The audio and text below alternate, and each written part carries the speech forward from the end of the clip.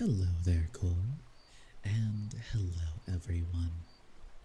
Welcome again to another lovely Cassian Radley stream. I can smell you. Oh, man, that video truly is legendary. Little sea nanners and gassy Mexican.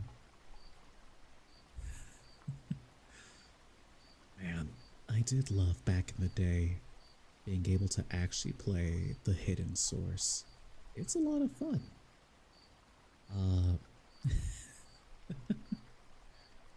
There's just something so entertaining about zipping around the map, being devilishly invisible, teasing and taunting your enemies, making them worry, making them fear.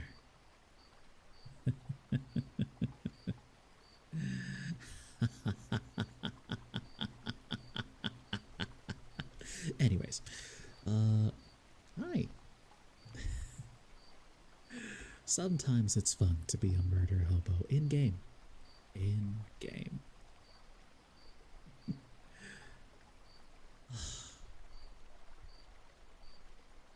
Someday. Sounded like the outro to a thriller there.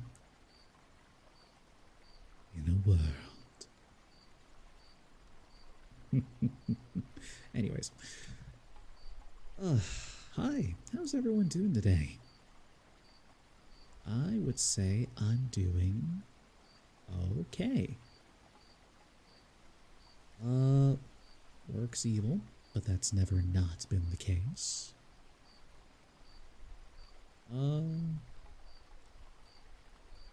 Tried my first day of coaching yesterday. It's different, that's for sure. You had Popeyes, so you're great? Wonderful. Last time I had Popeyes, it messed me and my work friend up. I don't know what happened. My stomach did not react well to the chicken. But that's how it goes sometimes. Speaking of food, you're honestly nervous to eat it, but you're fine? That's good.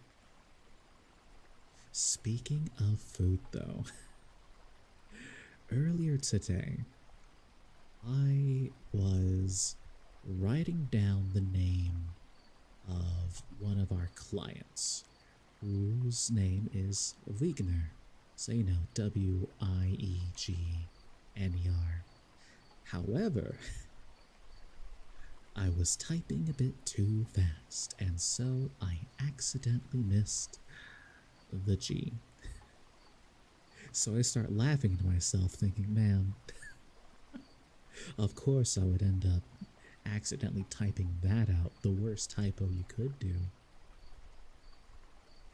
And I tell my manager and the assistant manager, and they start laughing too, and they're just like, you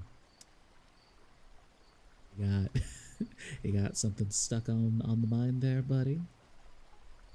And I'm just all like, you know,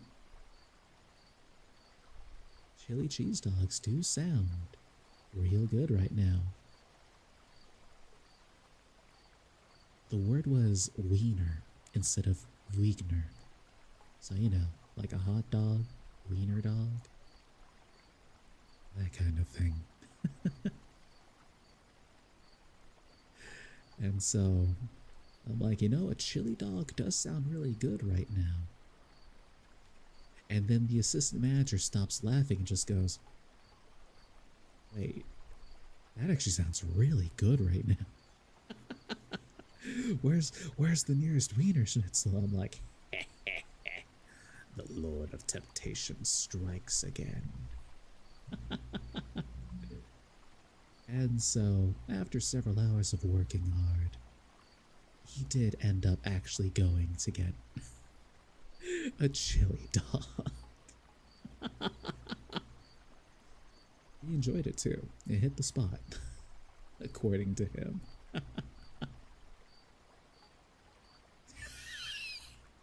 Why you gotta say it that way? Oh, how silly. What else did people eat today, though? I actually had chili today as well, although it was on a bed of potato, actually. It's only dirty if I make it. Wow. What type of double standard is that? Is it because I'm saying it? Sultry tone. I suppose. Text message, you say?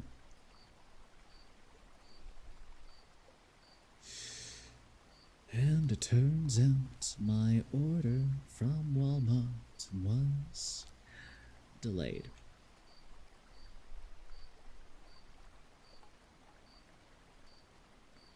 We're sorry, your package is delayed. It's still on the way, but will arrive later than originally expected. Hello there, Leilani. Oh. Changed your name on YouTube to that now. What did I order? A wall air conditioner.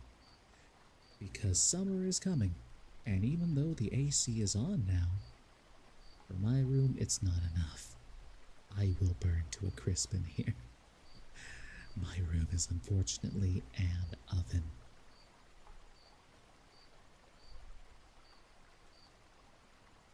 You're very welcome, Leilani. Well, that's what happens, though. The summer soon arrives. Which reminds me, we're in Gemini season now. It's my time to thrive. Hold on. This?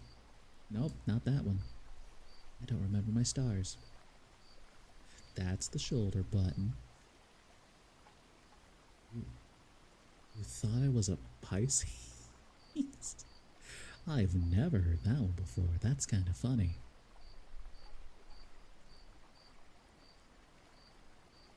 No. I'm a June baby. I said it? No, when? I don't remember having ever said it.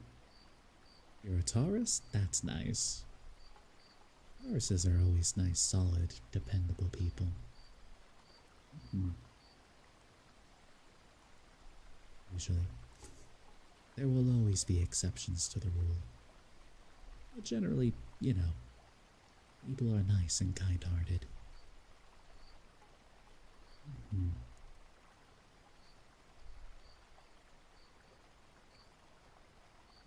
Yes.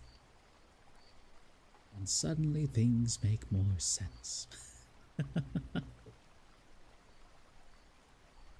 But everyone... Kangi. Silly. I did promise, though. I did promise reading books. And so we'll begin keeping up the good vibes as I continue to talk with you all. And, you know, read books. I love them. They're fun. Stories are always great to be told.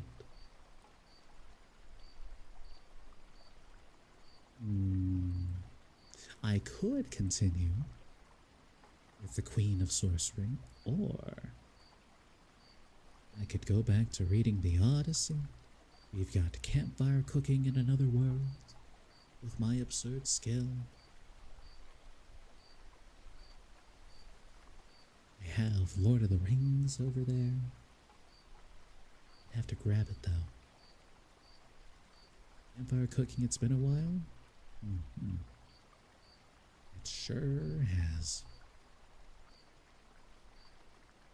You know what? Yeah. Go ahead and go back to it. Campfire cooking in another world with my absurd skill.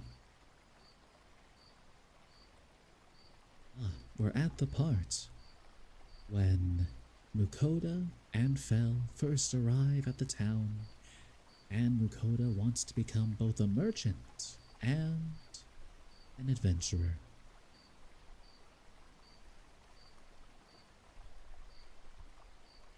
So, here we go. Fel and I arrived at the Merchants Guild. When I entered with Fel in tow, everyone was surprised and it caused a minor ruckus. But everything calmed down after I desperately explained that he was my familiar. Currently, I was listening to an explanation of the guild at the receptionist counter. The person taking care of me was Michaela, a blonde-haired, blue-eyed bombshell. Michaela's explanation was as follows. The Merchants Guild is an organization that supersedes countries. There are 5 ranks within the Merchants Guild. Iron rank for travelers and peddlers or stall owners. Bronze rank, privately owned stores. Silver rank for small-scale firms. Gold rank for mid-scale firms. And Mithril rank for large-scale firms. Registration fees, annual fees, and taxes depend on your rank. Annual fees and taxes must be paid within 1 year of acceptance into the guild. Starting from the day you register, your rank and qualifications are reevaluated and renewed every year. Your membership will not renew if you have not paid your annual fees or taxes.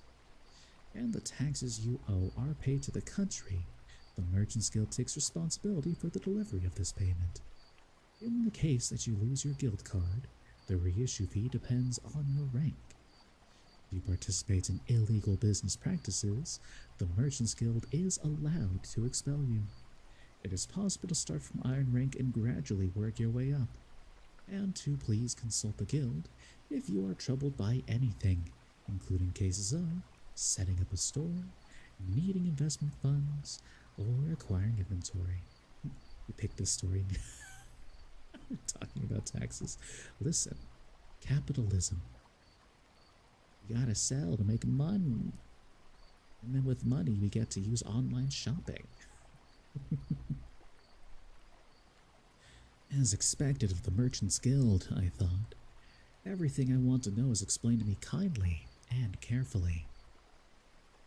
You hate capitalism, fair and valid. So, Mukoda, sir, what kind of business are you planning on opening? About that. Since Fel's around and I want to go around seeing the world myself, I don't want to be stuck in a brick-and-mortar store for now. If that's the case, I guess Iron rank would work well, I reasoned to myself. I have a familiar, and for the moment I have no plans to open a store, so I think Iron rank would be a good fit. Would you register me as such, please? Thank you. Your registration fee will be 5 silver. Would it be alright to continue your registration process as is? My wallet was feeling a little empty at the moment, but if it was only 5 silver pieces, I could pay it, so I went ahead with the registration process. Now then, this will be your Iron rank guild card, sir. As I explained earlier, in the case that you lose it, reissuing a guild card will cost its own fee. For an Iron rank, that cost will be 8 silver, so please be careful about not losing it. Silver, huh? That's quite a lot.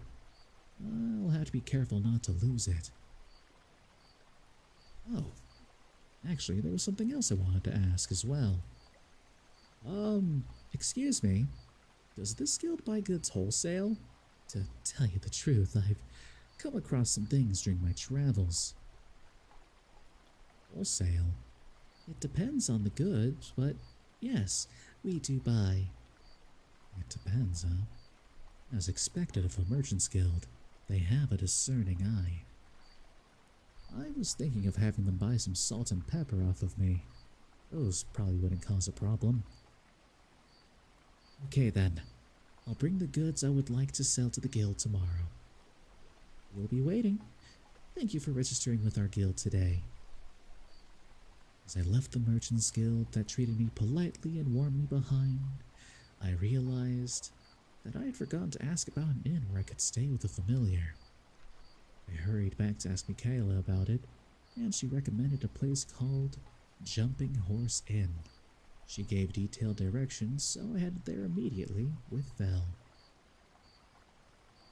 And It was just as Michaela has told us. Belle was able to stay at the Jumping Horse Inn as well. However, a room with accommodation for a familiar cost 7 silver a night. I was slowly growing more and more destitute. Belle had been led to a separate building behind the inn, so I headed over there. Hey, I held it in during lunch, but I've been hungry for a while now, you know. Now that he mentions it, we didn't have lunch, did we? Belle didn't raise a fuss about it either. He might have been trying to be considerate, which is kind of unlike him. Sorry. Let's have an early dinner then. We were right in front of the shed for animals, but no one was around but Phil and I, so I could go ahead and cook there. I might as well eat too while I was at it. I still had some of the red boar meat that I got from Iron Will, so today was going to be red boar steak. I should cut Phil's portion extra thick too, I thought. Also, for my portion, it's been long enough that I want to eat that, I considered. And by that, I meant rice. The one thing a Japanese person needs is rice, after all. But at the moment, all I had was one miniature stove. Cooking rice takes time too, I considered. What should I do? Tomorrow, I was going to sell salt and pepper to the Merchants Guild, so I needed to buy some of that. But that should also earn me some money, I considered. And it's not like having one will cause me any trouble, so let's get one of those. Well, it's getting lonelier and lonelier, but I really do want to eat rice. With that decided, I used the online supermarket to buy rice, an earthenware pot, another portable stove, as well as 5 kilos each of salt and pepper that I was going to sell tomorrow. The rice I bought was koshihikari rice, which I often used to eat at home. I'm not sure how much the salt and pepper would be worth, so for now I settled only on 5 kilograms. In total, it cost me about 8 silver. I could feel the lightness of my wallet on my soul, but I was looking forward to making some profit tomorrow. Now, let's start cooking. First, wash the rice and let it soak in water for around half an hour. While that's happening, let's get moving on Fel's steak. Seasoning the red boar meat with salt and pepper, I cooked both sides on a pan. It was a bit rare, but it should be fine. The steak was finished once I put it on the plate and added some steak sauce to it. Here, Fel. When I handed it over, Fel ate one immediately with 2 chomps and a lick of his chops. Cut that steak pretty thick, though. This is tasty. Give me more. So I grilled even more red boar steak for Fel. I'll use this sauce for Fel's next steak. Here. It tastes different from the last one. However, and this one is delicious as well. So he noticed. There are a lot of different types of steak sauce, so I prepared several of them. The first one was garlic flavored, and the next was grated radish. Having these sauces was pretty handy. They were good to fry vegetables with, and the garlic one could even be used to make garlic rice. In addition to the steak sauce, teriyaki and yakiniku sauce could be used for a variety of purposes, so I used to have them stocked in my house. I got these sauces when I was buying food in preparation for my trip over the border. I kept grilling steaks to appease Fel's appetite. Next, I used onion flavor and butter flavor after that. Whoops. The rice should be finishing soon, I noticed. Let's put the clay pot on the stove. I got the pot up to a boil by setting it to a little stronger than medium heat for 10 minutes, before letting it sit at a low heat for 5 minutes, and finally letting the rice steam for another 20 minutes with the fire off. I ended up making about 450 grams of rice, but I could just throw the leftovers in my item box, and it would stay just as fresh as when it was made. As my item box is the same one that Summit Heroes have, its storage space was basically infinite, and it also stopped time for items within it. It was the only thing that made me grateful for their method of summoning heroes to deal with their problems. But I ate that rice, all of it? Damn. Meanwhile, I continued to cook steaks for Fel while this one was happening. Make the next one the same flavor as the first, if you would. Garlic flavor? Okay, here you go. Sounds good, Core. So, this is called garlic flavor then. It is truly delicious. So, you like this flavor? Quite. They're all tasty, but this is my favorite. I see, I see. As for me, I think onion flavor would be my favorite, I thought. That said, the rice should be just about ready, so let's do that. First, pile the freshly made rice into a bowl. Put the red boar steak into large bite-sized chunks and place it over the rice.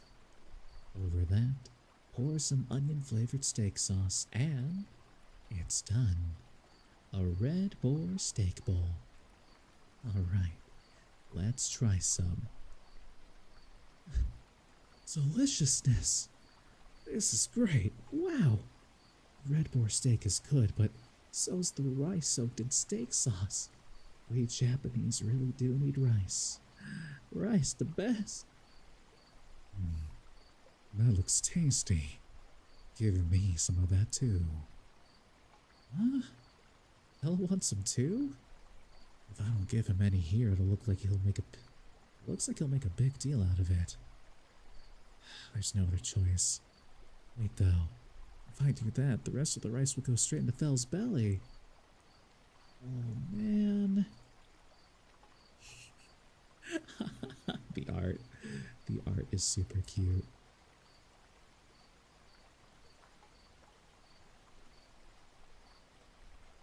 When I made Fel his own steak bowl, garlic flavored, he started to chomp it down promptly.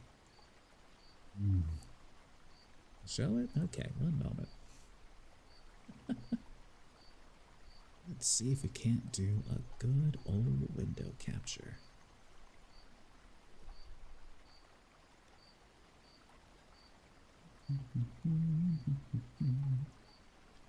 Window capture. Give it a name.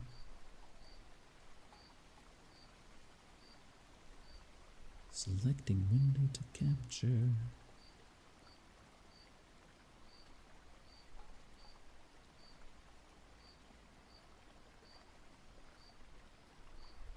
Bada bing, bada boom. Bam. Let me zoom into this. No, I cannot. But I can full screen it for a moment. Behold.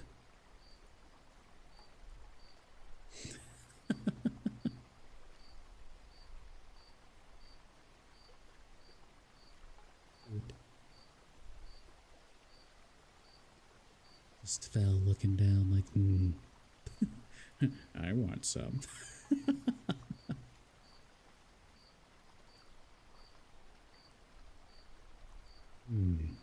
This is good.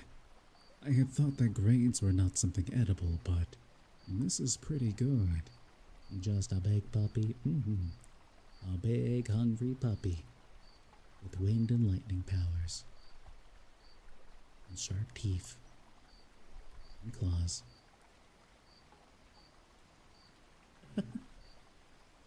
Right?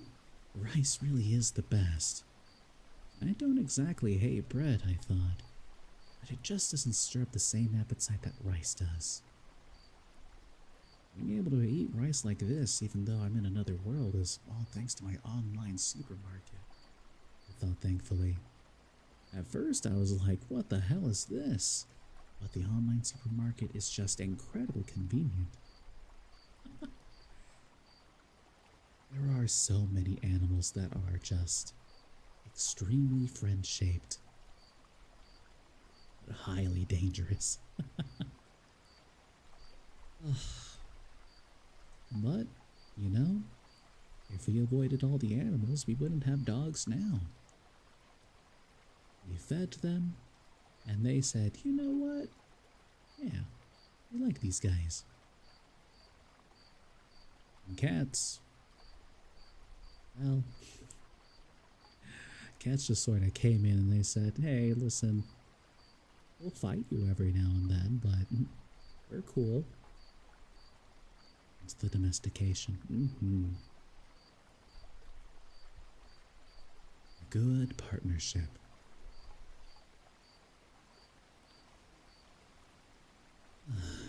That was delicious. I'm full, such satisfaction. As I basked in the satisfaction, Belle started grooming himself, so he must have been satisfied too. I noticed with a start. It's a bit too late for this, but isn't it bad to feed cats and dogs anything with too strong a flavor? Also, aren't onions no good for dogs? That's true. This one lady you follow on YouTube owns a panther? I mean, that's definitely not domesticated, but interesting. What a cappy. Belle was wolfing it down like there was no tomorrow, so I guess it was okay. In the first place, Fell's a magic beast from a different world. He seemed perfectly fine, so I guess there was nothing wrong and I didn't need to worry. Just a big old kitty at the end of the day.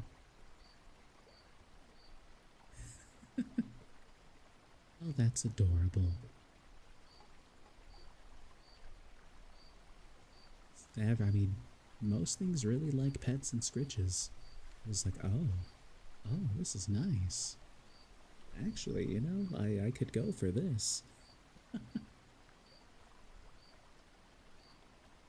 Hi, Kate. Hello. How are you doing? See you over there. Hi. Welcome in.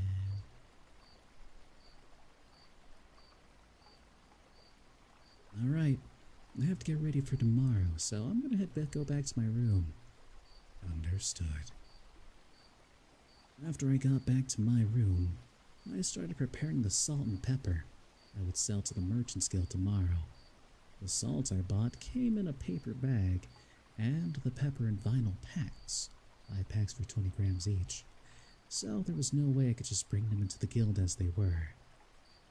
Guess I'll need to move them, I decided. I can put this salt in this jute bag I bought at the general store, where I also got my wooden utensils, I thought. As for the pepper, I think this wooden vessel with a lid is good enough. Right. My preparations are complete, I thought with satisfaction. I'm a little tired from all this, so I guess I'll go to sleep early. While wishing for the sale to go well tomorrow, I fell asleep on a bed for the first time in a long while. The next morning, I was pressed to cook a large amount of steaks because Fel said that he wanted the same thing as yesterday. Yep, he's a carnivore. The rate at which we went through meat was amazing. I still had some red boar meat left, so everything was okay for now. But he did eat the rest of it for breakfast. Back. I was going to need to get Fel to go hunting soon if this kept up. And if that was the case, I'd have to go register at the Adventurers Guild. I guess I'll go after I go to sell the salt and pepper at the Merchants Guild, I decided. Resigned. Today's gonna be busy as well. By the way, my breakfast ended up being a simple ham and cheese sandwich with some onion soup. Yeah, there's no way I could eat steak first thing in the morning. And to that I call Mukoda a coward. 'Cause steak for breakfast? Sometimes it hits just right. At night, nice beefy start. Although, sometimes I just, get a burger. The first time I ordered a burger and fries for breakfast at a diner, I felt so powerful. I prefer chicken, that's fair. I've eaten a lot of chicken, and we have chicken all the time. We literally have a rotisserie chicken waiting downstairs right now. I felt alpha male. What? I don't know if that's the words I would use per se, but sure, I guess, go off.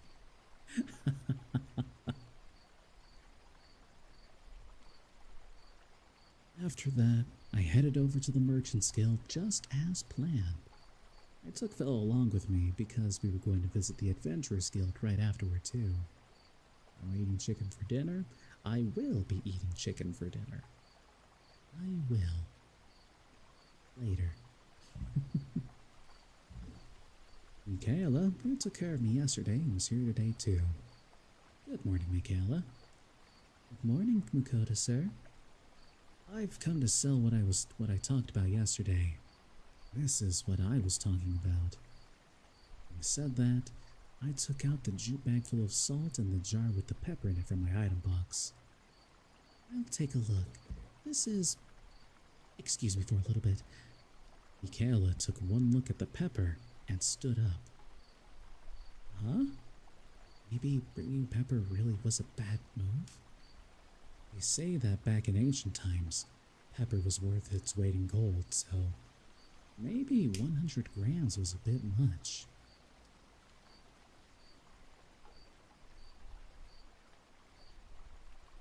After a little while, Michaela returned, wanting to lead me to a room in the back.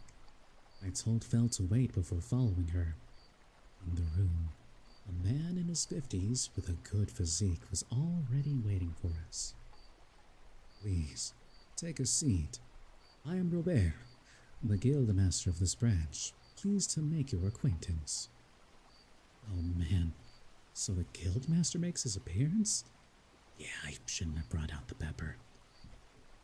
After he told another employee to leave the salt and pepper on his way out, the guild master started inspecting it with an, "Oh, take a look." Just as I would expect out of a person who made it all the way to the rank of guild master, he started confirming the smell and taste with a sharp look on his face. I've been in business for a long time. Now this is the first I've seen salt and pepper of this high quality. Salt with so little impurity that it is pure white and has no bitter or unpleasant taste in the mouth, and pepper with such vivid smell and taste. I can only say that it is wonderful. Is that so? But when buying this from the online supermarket, the salt was only 5 copper for 5 kilos, and the pepper was the same for 100 grams, I thought to myself. By all means, I would like to buy this off of you, but where in the world did you get it? From my online supermarket. It's salt and pepper produced from another world, so I can guarantee its quality. As if I could say that. While I was traveling, you see... When I started trying to avoid the question, the guildmaster said, "That was a Buddhist question. A merchant shouldn't reveal their sources so easily, I guess," he said while laughing. "Well then, about the price. How does 4 gold for the salt and 10 gold for the pepper sound?" What? That's a joke, right? I started panicking. It was only 1 silver to buy both of them, but the salt is worth 4 gold and the pepper 10? I mean, I knew that salt and pepper were expensive in this world, but is it really that much? As I thought, that's too low, huh? Then, how about 15 gold for the both of them? Whoa, he's just raising the price on his own. Does he think I'm hesitating because I've been quiet? No. I'm just surprised is all. My confusion. I couldn't stop my thoughts from racing. Salt and pepper ain't even that good. Or salt and pepper are some of the most valuable spices ever created, ever discovered and produced. Literally, the spice wars happened over salt and pepper. The Silk Road. I mean, you ever have a steak with just salt and pepper? It's good stuff. Grill a chicken with just salt and pepper? That's how you get the true essence of flavor right there. Of like just the meat itself.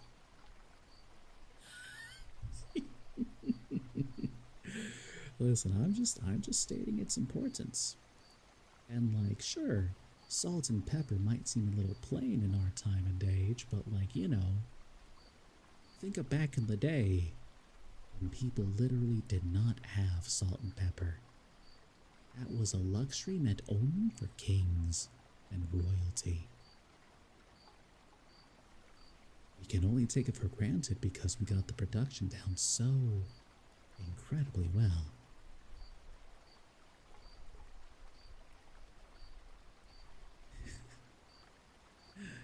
Imagine fighting over spices. Couldn't be me, but it could be Dune.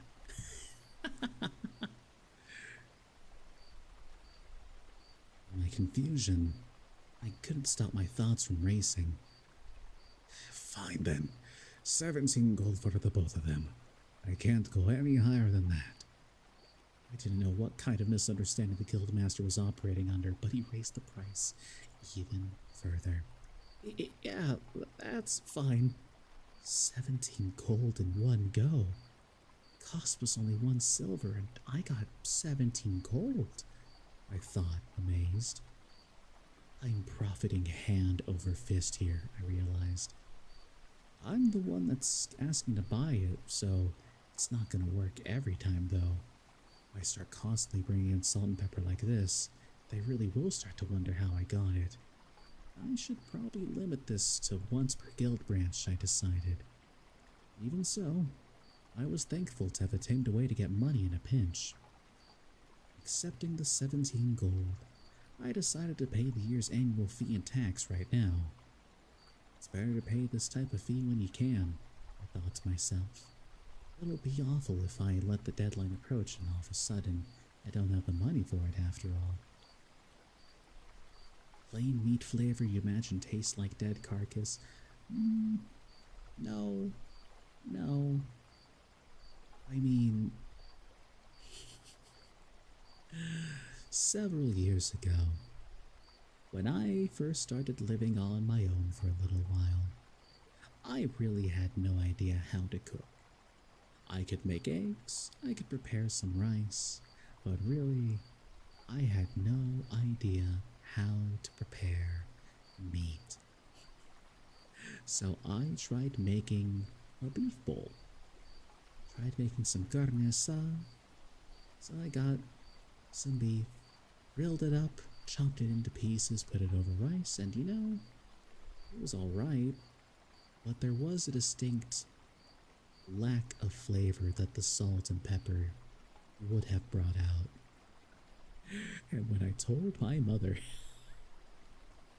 exactly what I did while complaining about the flavor, she was just all like, you didn't season the meat? And I'm like, that's a thing you can do? And that's how I learned to appreciate salt and pepper. Because, like, you know, of course I used, like, salt with my eggs when cooking them.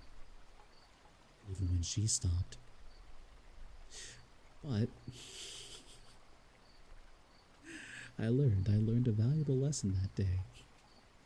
And that is, salt and pepper really do bring out the flavors hiding within the meat. That carcass, though, would be kind of raw.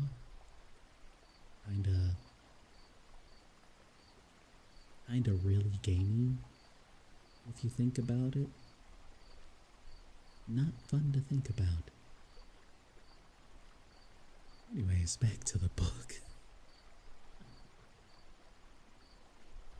I have certainly received the annual fee of 1 gold and a tax of 2 gold for an iron rank.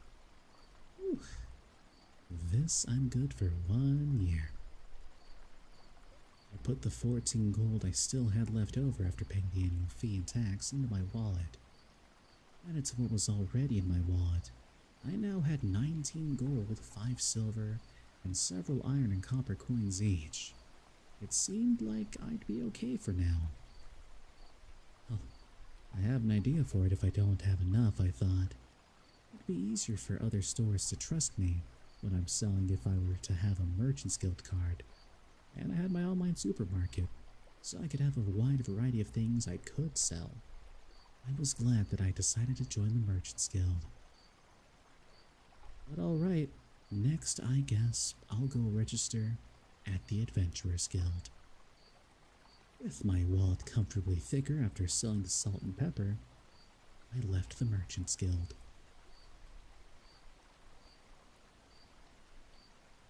I then arrived at the Merchant's Guild. The Adventurers Guild, sorry. Just like the Merchant's Guild, the guild building was quite large compared to the rest of the town. As expected, it was full of grim-looking people holding weapons. I'd say it's about 4 physical fighters to every 1 magic user, I thought, looking at the people inside. At any rate, I was amazed at how they could do such a dangerous job. Well, I was about to register for said job as well. I didn't plan to get into fights like an adventure at all, though. Not one bit. I was thinking about this and that to take my mind off of things, but the stares ever since I lined up were really something. This was probably that, an adventurer? You?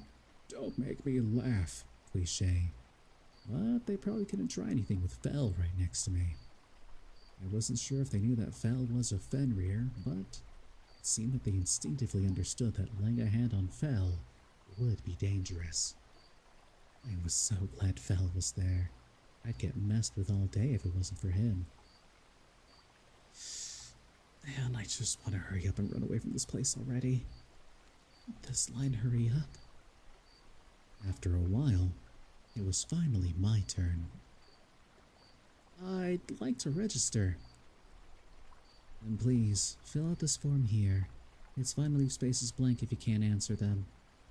The receptionist at the Adventurers Guild was beautiful, but also felt cold and blunt. Yeah, the Merchants Guild was politer, I thought. The voice changed to audio. Sorry, Kate.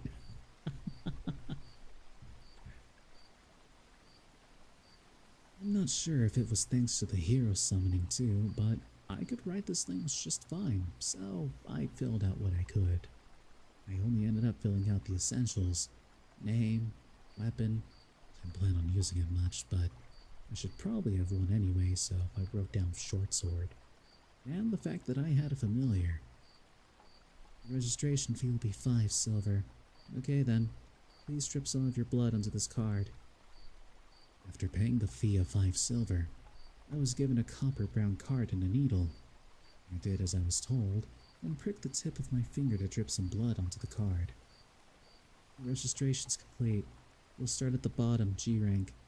Quests that you can take are only for G or F rank, so please understand that. Huh? Is that all the explanation I'm getting for the Adventurers Guild? Is there something else?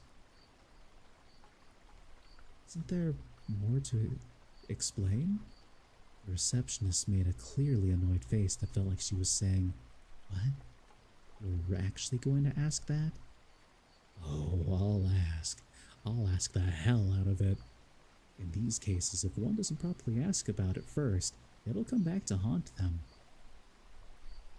With no other choice, the receptionist started talking. Man, the receptionist at this Adventurers Guild has a bad attitude.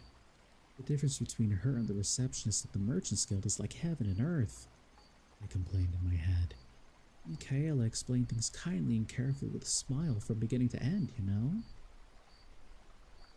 The Adventurers Guild explanation, full of unwillingness, went like this. The Adventurers Guild is an organization that supersedes countries. Adventure ranks are as shown below, ranging from G to S. The only requests an adventurer is allowed to take are requests of their rank or one rank higher. If an adventurer fails their quest, there will be a monetary penalty for breach of contract. Depending on the adventurer's rank, they will be forced to take a certain number of quests within a certain time frame. Otherwise, their registration will be made null. If the adventurer wants to re-register, then he or she will have to start from scratch as a G rank. Murder or thievery will get one forcefully expunged from the guild. There will be no personal fights between adventurers. The Adventurers Guild assumes absolutely no responsibility for the actions of its adventurers, and the Adventurers Guild assumes absolutely no responsibility in the event of an adventurer's death or injury. Or so I was told. Basically, an adventurer was responsible for themselves. I had no intention of raising my rank at all, though. I was a brand spanking fresh newbie, so I was a G rank. Honestly, that last part of the Adventurers Guild assuming no responsibility for in case of death or injury reminds me of the waivers I would have people sign back in the day. Oh, line number 2 and 3. It was always so silly. Watching people start to fill it, sign their initials, then as they read they go, death? And then I'll be like, no, it's okay. It hasn't happened yet. Don't be the first one or else you'll give us lots of publicity. Oh, it was fun though.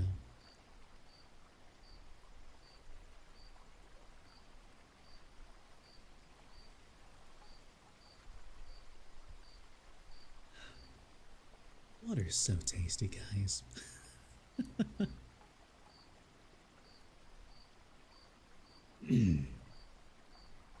So, a G rank needs to do a request a month or their registry is nullified, huh?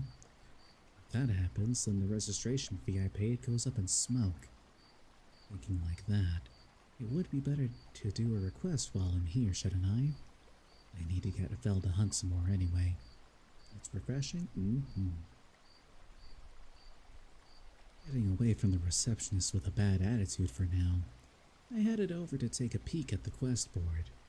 Even if they said that I could take requests one rank higher, I was still a newbie who just registered, so I felt like I really should take a request of my own rank. G. G rank. Oh, this one and this one both look good. It's cliched, but they're both requests to harvest medicinal herbs. Eargrass and mergegrass. For now, these two are the only contenders, but the reward for mergegrass is higher, so I wonder if that means it's hard to find. Is it bad that when I think of G rank, I think of good old Monster Hunter? Back in the day, when it was G rank and not Master rank. Master rank sounds cool and all, but like, G rank had a punch to it.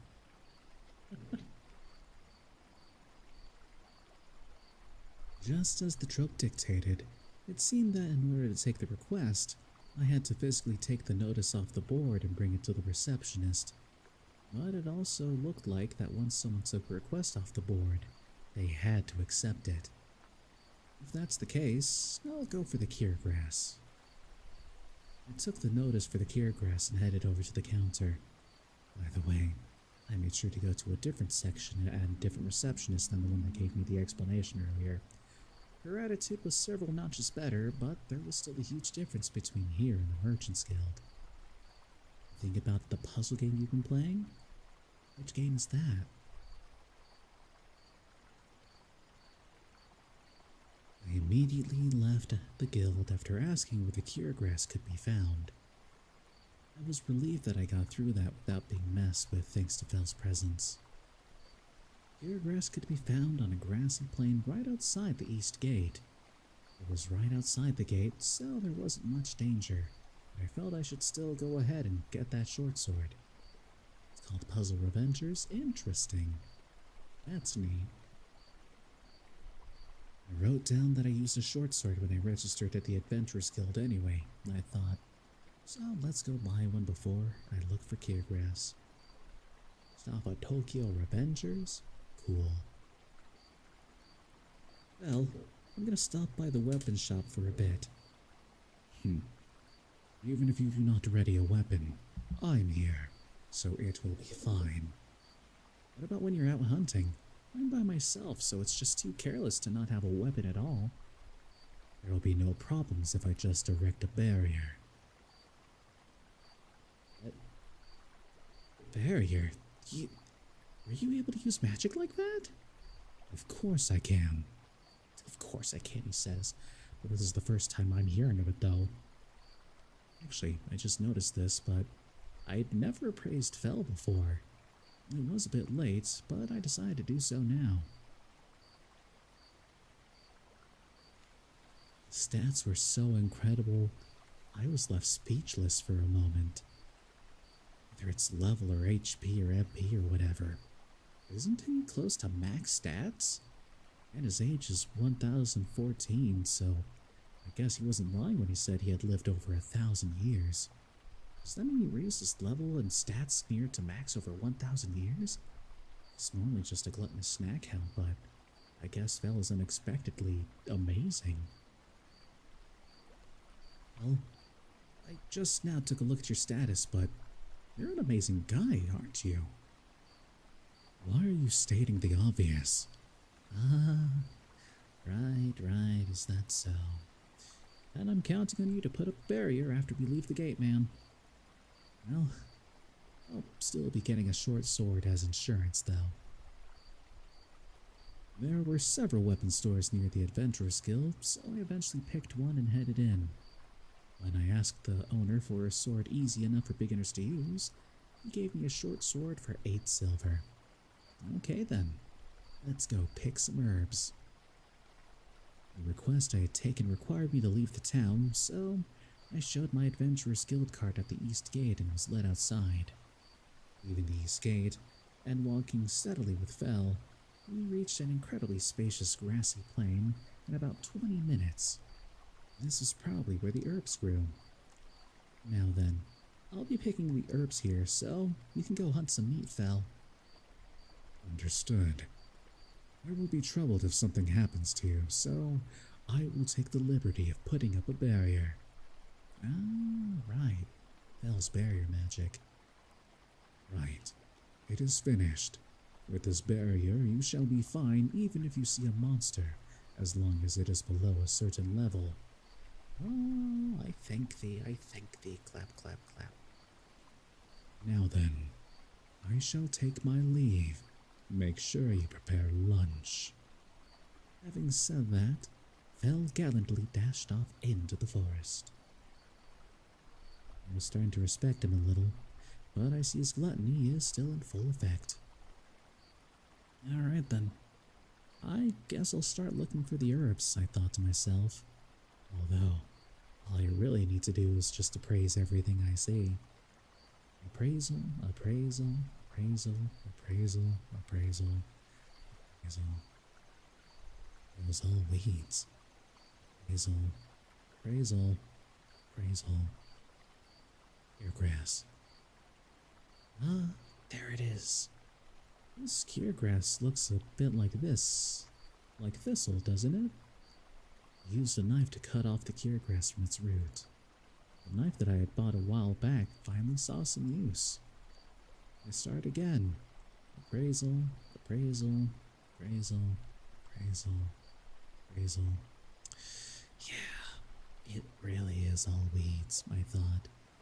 Appraisal, appraisal, appraisal. Cure grass. Oop, found another one. Now I just need another 3 and the request should be over, I thought happily. Right then, let's keep going. Appraisal, appraisal, appraisal, appraisal, appraisal, Merge grass. Oh, this is for that other request. Looking at merge grass reminded me of poverty. Looks like, what's it called? Oh, that's right. A common flea bane. Let's take this too, just in case. After that, I continued to use appraisal and ended up with 18 cure grass and 7 merge grass. Okay, and it's about time for Phil to come back too, I thought, as I decided to stop here for the moment.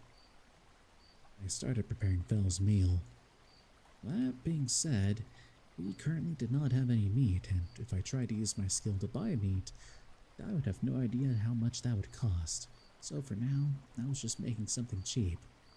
Thus, I decided on that for lunch. First, I needed to buy more ingredients from the online supermarket. I already had onions and bouillon cubes from before, so I got 1 kilo of mixed ground beef and pork, 5 bags of pasta at 700 grams each, and 10 cans of meat sauce. All of it cost 4 silver and 5 copper, but I had all of that money from selling the salt and pepper to the Merchants Guild, so it was fine now. I bought the kind of pasta that cooks in 5 minutes, I thought, but it's Vel we're talking about here. It'll still probably pressure me into hurry. Taking that into consideration, I started boiling the water already so I could start cooking at any time. And in the meantime, the meat sauce.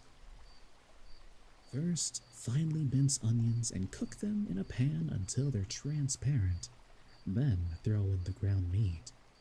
After giving the meat some time for the heat to pass through it, pour in lots of canned meat sauce. Like that, there won't be enough moisture, so pour in hot water that you've dissolved with a bouillon cube into as necessary while you simmer the mixture. Finally, adjust the taste with preference with salt and pepper, and the meat sauce with extra meat is finished.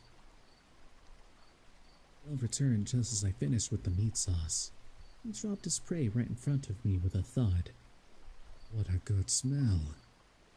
This is a rock bird? The thing you called teriyaki that you made before was good, so I got another. I hunted more, but I cannot bring them back all at once, so I have put up a barrier near the edge of the forest and left them there. Yeah, 1 is probably the limit if you have to carry it in your mouth. If that's the case, it'll only take 1 trip if I come with you and put it all in my item box. Just wait a bit. I put away the pot with the boiling water, the frying pan with the meat sauce on it, the portable stove, and everything else I had out in my item box. I put the rock bird in there too. Alright, let's go. It will take too long if you walk. Get on my back. Alright then, I won't hold back. I did as Vel said and got on his back. Now then, let us go. Wait a second. I clung desperately onto Vel's back as he kept raising his speed. I said wait.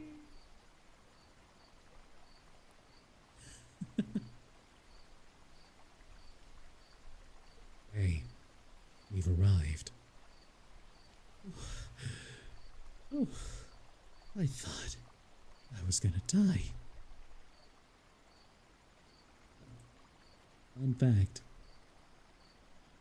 You can read it right there. A little cut off, and then the that dare. It's like as if the story wants me to act it out.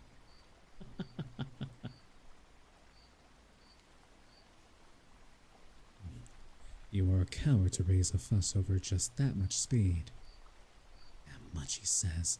I swear, anyone would be scared if they were going that fast. Don't you dare go that fast if I'm riding you again. What if I fall off? I do not care. It would probably be your fault. This bastard. Why else would it be there?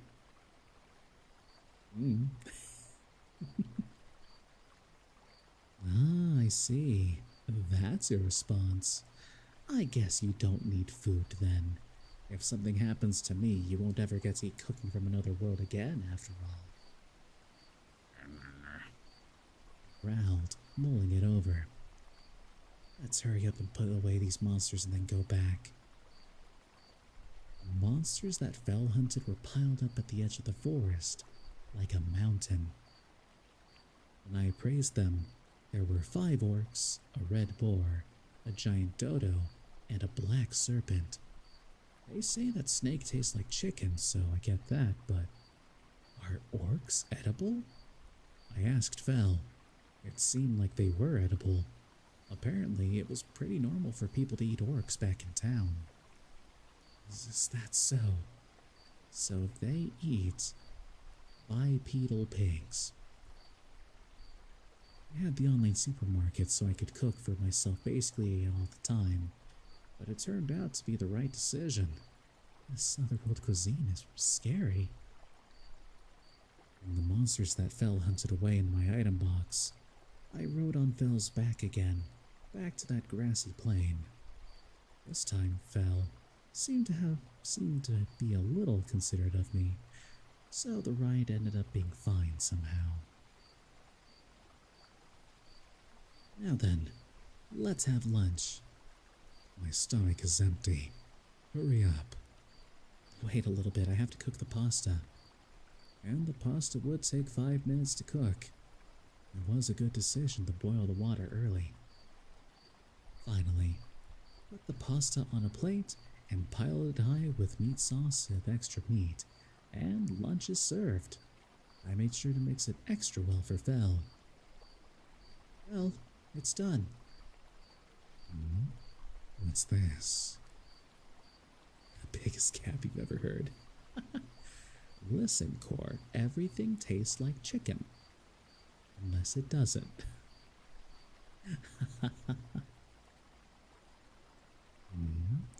What's this? It's a dish from my world called spaghetti with meat sauce. It's good. When I said that, Fel started chowing down. Yes, there is not a lot of meat, but it is still pretty good. In his response, he probably intended to eat more. I started to cook the next batch of pasta while eating my own portion. In the end, I had to make 4 batches for Fel. Escargot does not taste like chicken, you are correct. Like I said, it tastes like chicken unless stated otherwise.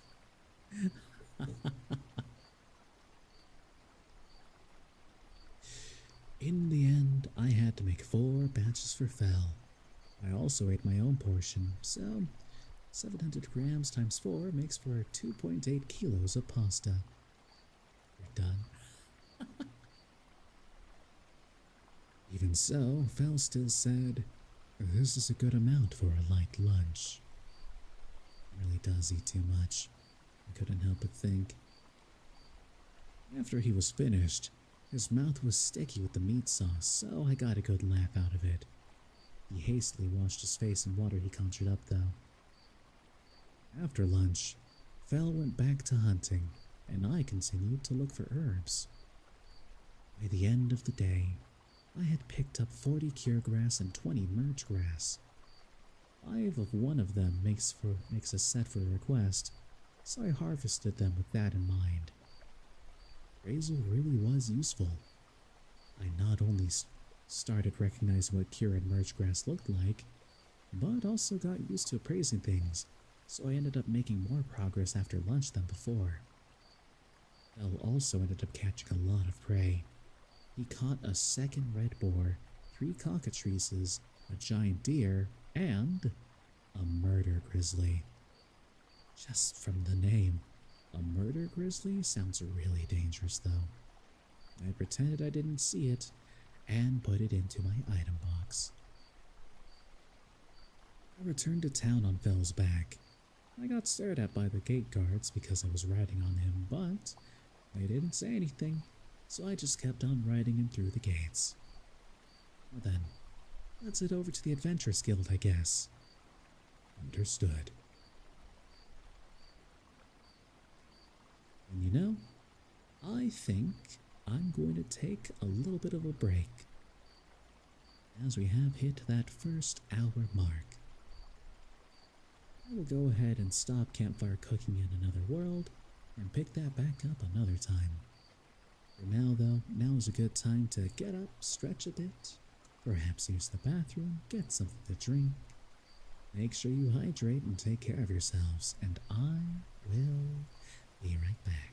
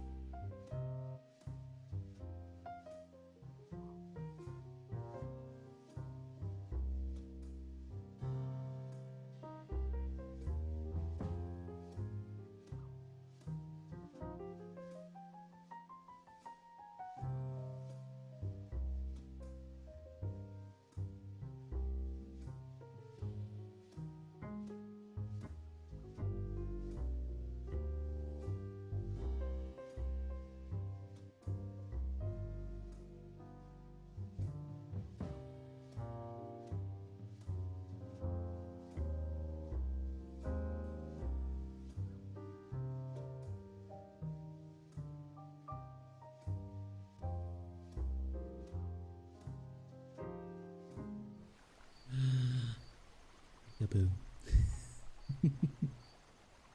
Hello, I am back. Howdy, howdy, howdy. I'm Woody. So, hopefully, thank you, Corp, everyone was able to get a little bit of a stretch break, get some water or something, and now it's time to once again kick back and relax. As now, I'm going to go into The Queen of Sorcery, Book 2 in the Belgariad series. We're going to start with Chapter 11. This is for me. But to sort of recap before we get started proper, in the last few chapters, there's been a growing plot from the evil country to basically assassinate the king and queen of the realm of Arendia, basically Robin Hood and the Knights of Camelot in one country, and they hate each other.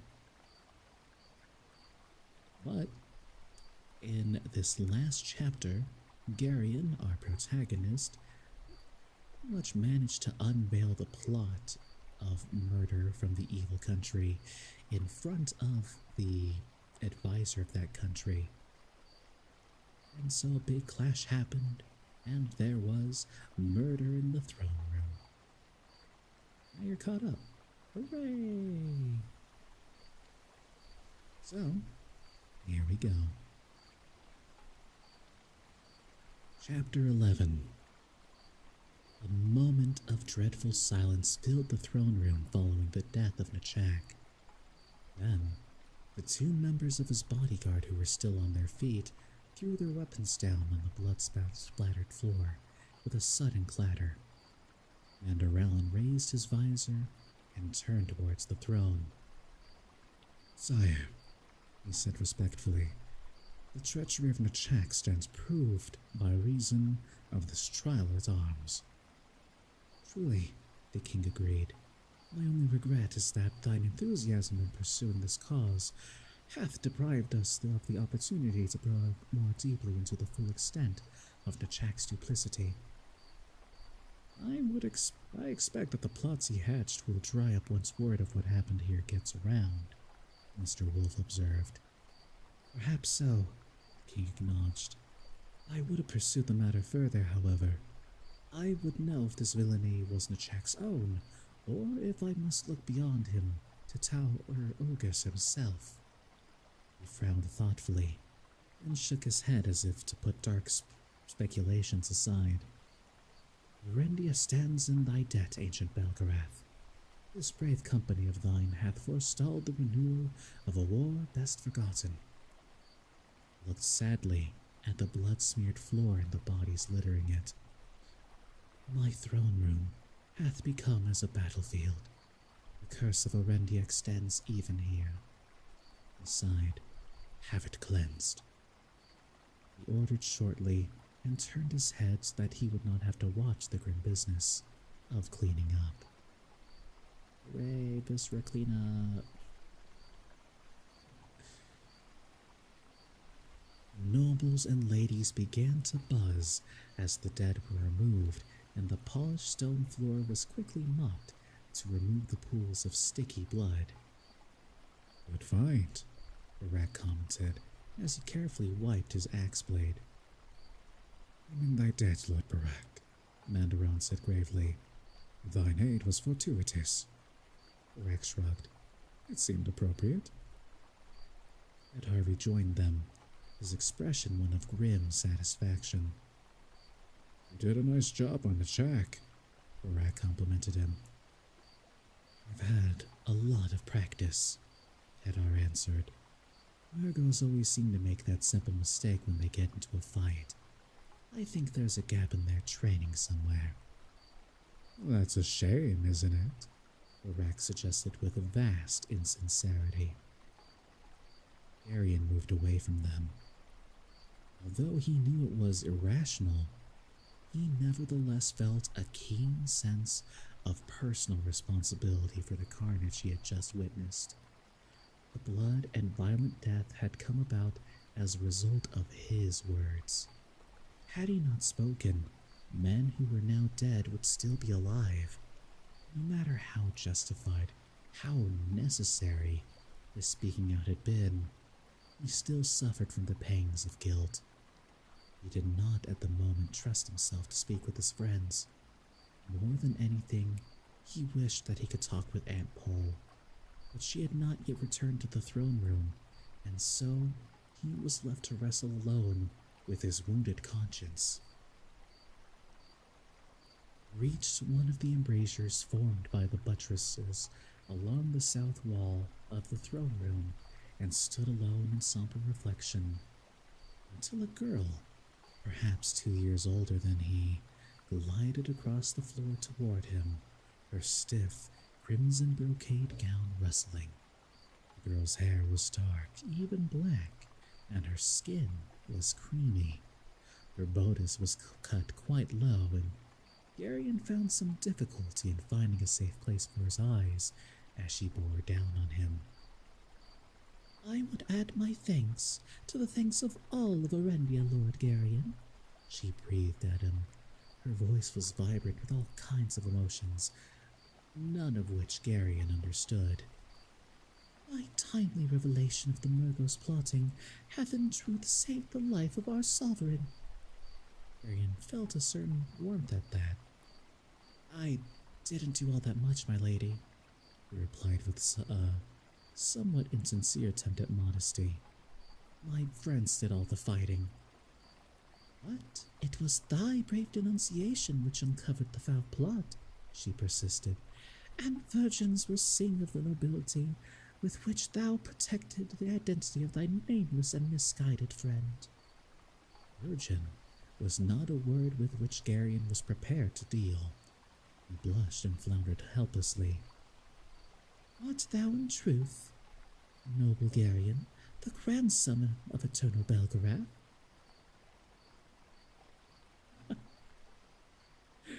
Glad you're enjoying it there.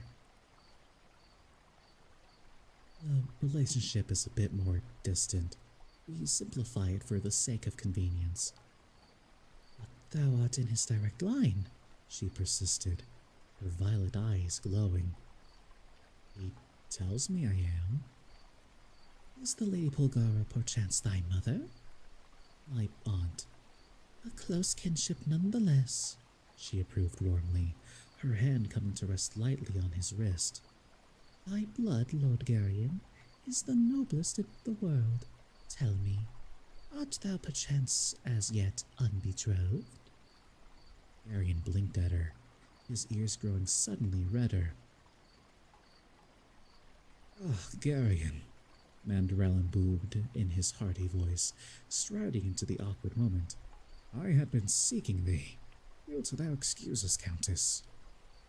The young lady shot Mandarellin a look filled with sheer venom, but the knight's firm hand was already drawing Garion away. You will speak again, Lord Garion, she called after him. I hope so, my lady, Garion replied back over his shoulder.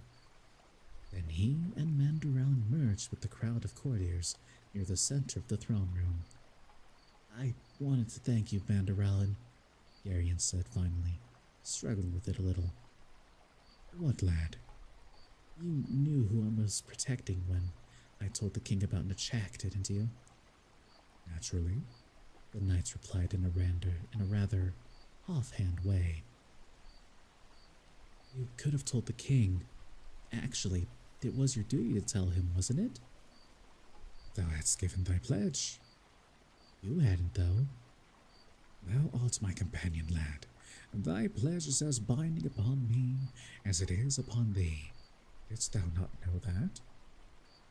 Garion was startled by Mandarellin's words. The exquisite involvement of Arendish ethics were beyond his grasp. So, you fought for me instead? Mandarellin laughed easily. Of course, he answered, though I must confess to thee in all honesty, Garion, that my eagerness to stand as thy champion grew not entirely out of friendship. In truth, I found the Murgo Nachak offensive, and liked not the cold arrogance of his hirelings. I was inclined toward battle before thy need of championing presented itself. Perhaps it is I who should thank thee for providing the opportunity. I don't understand you at all, Mandarellin, Garion admitted. Sometimes I think you're the most complicated man I've ever met.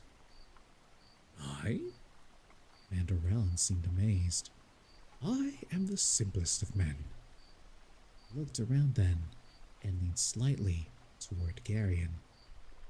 I must advise thee to have a care in thy speech with the Countess Vasrana, he warned. It was that which impelled me to draw thee aside. Who? The comely young lady with whom thou wert speaking. She considers herself the greatest beauty in the kingdom, and is seeking a husband worthy of her. A husband? Garion responded in a faltering voice. Thou art fair game, lad. Thy blood is noble beyond measure by reason of thy kinship to Belgarath. Now wouldst be a great prize for the Countess. Husband? Garion quavered again, his knees beginning to tremble. Me? We know not how things stand at Misty Sandaria, Mandarellin declared, but in Arendia thou art of marriageable age. Guard well thy speech, lad. The most innocent remark can be viewed as a promise, should a noble lady choose to take it so. Arian swallowed hard and looked around apprehensively. After that, he did his best to hide. His nerves, he felt, were not up to any more shocks. Countess Vasrana, however, proved to be a skilled huntress. With appalling determination, she tracked him down and pinned him in another embrasure with smoldering eyes and heaving bosom. Now, perchance, we may continue our most interesting discussion, Lord Garion, she purred at him. Garion was considering flight when Aunt Pole, accompanied now by the now radiant Queen Maya Serana, re-entered the throne room. Mandaron spoke briefly to her, and she immediately crossed to the spot where the violet-eyed Countess held Garion captive. Garion, dear, she said as she approached, it's time for your medicine. Medicine? He replied, confused. A most forgetful boy, she told the Countess. Probably it was all the excitement, but he knows that if he doesn't take the potion every 3 hours, the madness will return. Madness? The Countess Vasrana repeated sharply. Curse of his family, Aunt Pole sighed. They all have it, all the male children. The potion works for a while, but of course it's only temporary. We'll have to find some patient and self-sacrificing lady soon, so that he can marry and father children before his brains begin to soften. After that, his poor wife will be doomed to spend the rest of her days caring for him. She looked critically at the young Countess. I wonder, she said, could it be possible that you are as yet unbetrothed? You appear to be of a suitable age. She reached out and briefly took hold of Vasrana's rounded arm. Nice and strong, she said approvingly. I'll speak to my father, Lord Belgarath, about this immediately.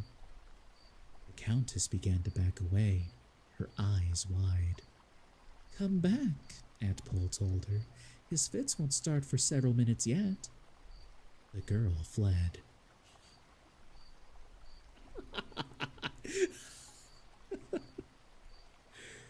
Can't you ever stay out of trouble? Aunt Pole demanded of Garion, leading him firmly away. I didn't say anything, he objected. Mandaralin joined them, grinning broadly. I perceive that thou hast routed our predatory countess, my lady.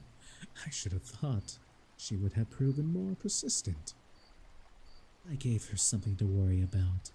It dampened her enthusiasm for matrimony. What matter didst thou discuss with our queen? He asked. I have not seen her smiling so in so many years. Maya Serana had a problem of female nature.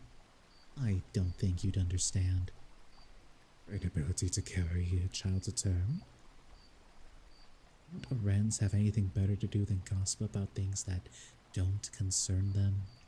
Why don't you go find another fight instead of asking intimate questions? The matter is of great concern to us all, my lady, Mandaron apologized. If our queen does not produce an heir to the throne, we stand in danger of dynastic war. All Lorendia could go up in flames. There aren't going to be any flames, Mandaralin. Fortunately, I arrived in time, though it was very close. We'll have a crown prince before winter. Is it possible? Would you like all the details? She asked pointedly. I've noticed that men usually prefer not to know about the exact mechanics involved in childbearing. Mandaralin's face slowly flushed. I will accept thine assurances, Lady Polgara, he replied quickly. I'm so glad.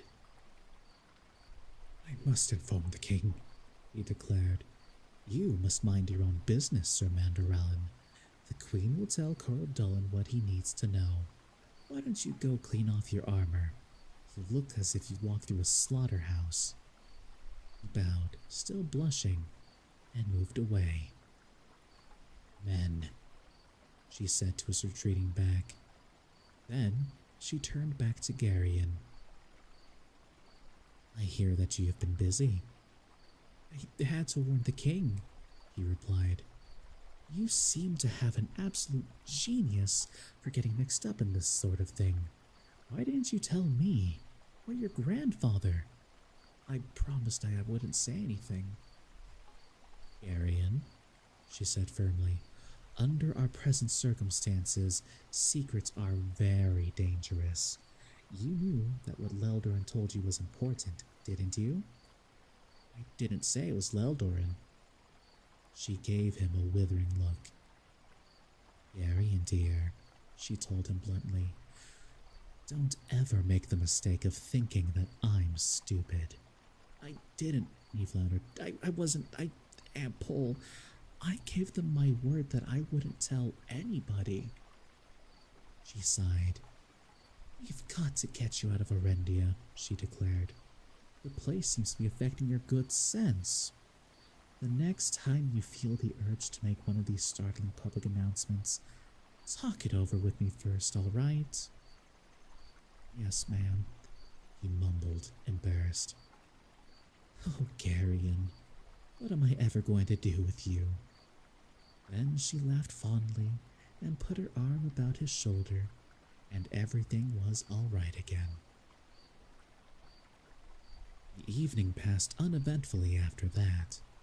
The banquet was tedious, and the toasts afterwards, interminable as each Arendish noble rose in turn to salute Mr. Wolf, and end Paul with flowery and formal speeches. They went to bed late, and Garion slept fitfully, troubled by nightmares of the hot-eyed Countess pursuing him through endless, flower-strewn corridors.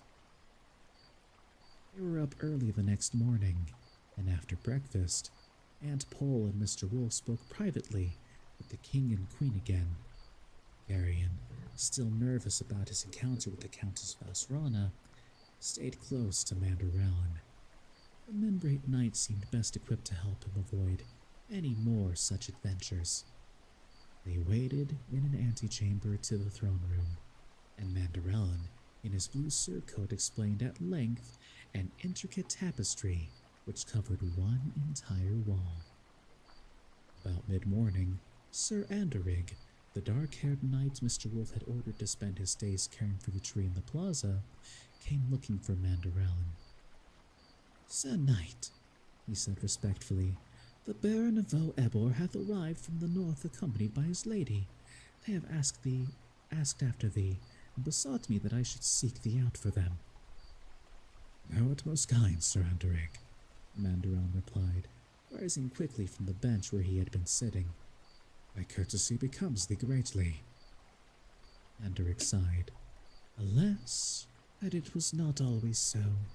I have this past night stood vigil before that miraculous tree, which holy Belgrad commended to my care. I thus had leisure to consider my life in retrospect. I have not been an admirable man. Bitterly, I repent my faults, and will strive earnestly for amendment. Wordlessly, Manderellen clasped the knight's hand, and then followed him down a long hallway to a room where the visitors waited. It was not until they entered the sunlit room that Garion remembered that the wife of the Baron of Vtuber was the lady to whom Manderellen had spoken on that windswept hill beside the Great West Road some days before. The Baron was a solid-looking man in a green surcoat, and his hair and beard were touched with white. His eyes were deep-set, and there seemed to be a great sadness in them. Manderellen, he said, warmly embracing the younger knight, thou art unkind to absent thyself from us for so long. Beauty, my lord, Manderellen replied in a subdued voice. Come, Nerina, the Baron told his wife. Greet our friend. Baroness Nerina was much younger than her husband. Her hair was dark and very long. She wore a rose-colored gown, and she was beautiful, though Garion thought no more so than any of the half a dozen others he had seen at the Arendish court. Dear Mandaralin, she said, kissing the knight with a brief, chaste embrace. We have missed thee at Vtuber. And all the world is desolate for me, that I must be absent from its well-loved halls. Sir Andrig had bowed and then discreetly departed, leaving Garion standing awkwardly near the door. And who is this likely-appearing lad who accompanies thee, my son? The Baron asked. A Sundarian boy, Mandaron responded. His name is Garion. He and diverse others have joined with me in a perilous quest. Joyfully I greet my son's companion, the Baron declared. Garion bowed, but his mind raced, attempting to find some legitimate excuse to leave.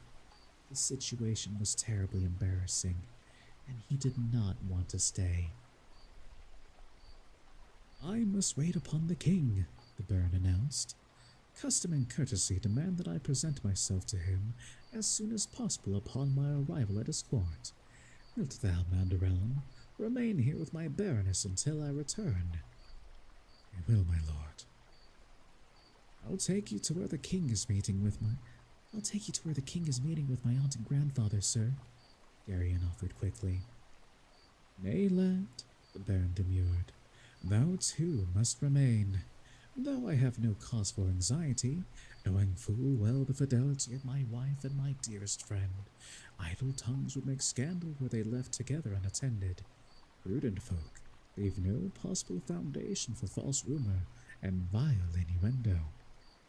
Oh, stay then, sir, Garion replied quickly. Good lad, the Baron approved. Then, with eyes that seemed somehow haunted, he quietly left the room. Wilt thou sit, my lady? Mandaron asked Nerina, pointing to a sculptured bench near a window. I will, she said. Our journey was fatiguing. It is a long way from Vtuber, Mandaron agreed, sitting on another bench. Didst thou and my lord find the roads passable? Perhaps not yet so dry as to make travel enjoyable, she told him. They spoke at some length about roads and weather, sitting not far from each other, but not so close that anyone chancing to pass by the open door could have mistaken their conversation for anything less than innocent. Their eyes, however, spoke more intimately. Garion, painfully embarrassed, stood looking out a window, carefully choosing one that kept him in full view of the door. As the conversation progressed, there were increasingly long pauses, and Garion cringed inwardly at each agonizing silence, afraid that either Mandarellin or the Lady Nerina might, in the extremity of their hopeless love, cross that unspoken boundary and blurt the one word, phrase, or sentence which would cause restraint and honor to crumble and turn their lives into disaster. And yet, a certain part of his mind wished that the word or phrase or sentence might be spoken and that their love could flame, however briefly. It was there, in that quiet sunlit chamber, that Garion passed a small crossroad. The prejudice against Mandarellin that Leldorn's unthinking partisanship had instilled in him had finally shattered and fell away. He felt a surge of feeling, not pity, for they would not have accepted pity, but compassion rather. More than that, there was the faint beginning of an understanding of the honor and towering pride which, though utterly selfless, was the foundation of that tragedy which had existed in Erendia for uncounted centuries. For perhaps a half hour more, Mandarellin and the Lady Nerina sat, speaking hardly at all now, their eyes lost in each other's faces, while Garion, near to tears, stood his enforced watch over them. And then, Gurnik came to tell them that Aunt Pole and Mr. Wolf were getting ready to leave.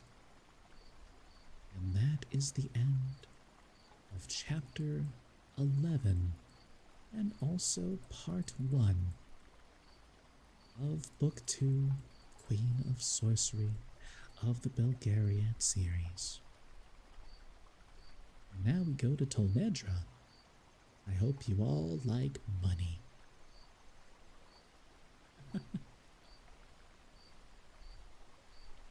Now though, I think I'm gonna take another small break, refresh, and then get back into it again. So, be right back.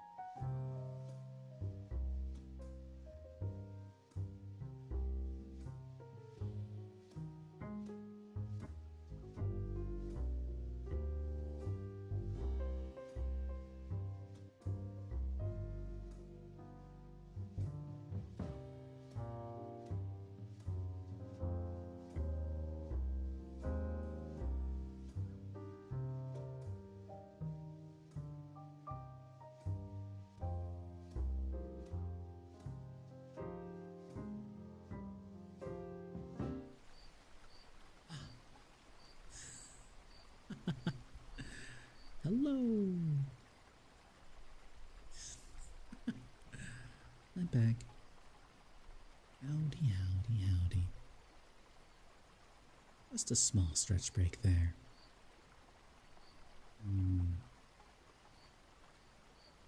Well, we've read a bit of campfire cooking. We've done a chapter of Queen of Sorcery and finished a part. In this day, where we seem to be economically progressing through our books, I think, also thank you, Cora, I'm going to read a bit more of the Odyssey. As difficult as it usually is.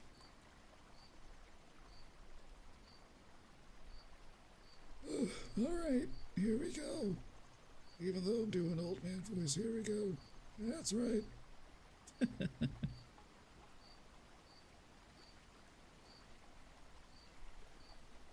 Yeah. I started early, so I have a bit more energy than normal. And can keep going for a bit. Though, we'll see how long I want to keep up for.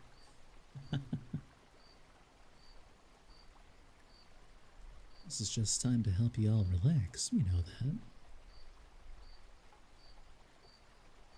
Book 10. Aeolus, the Lace, Maestrigons, Circe.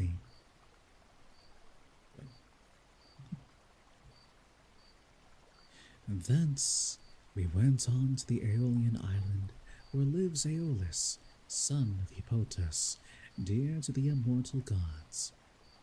It is an island that floats, as it were, upon the sea, iron-bound with a wall that girds it.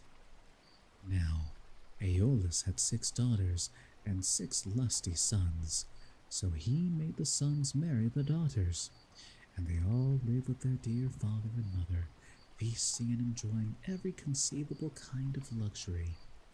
All day long, the atmosphere of the house is loaded with the savor of roasting meats, till it groans again, yard and all.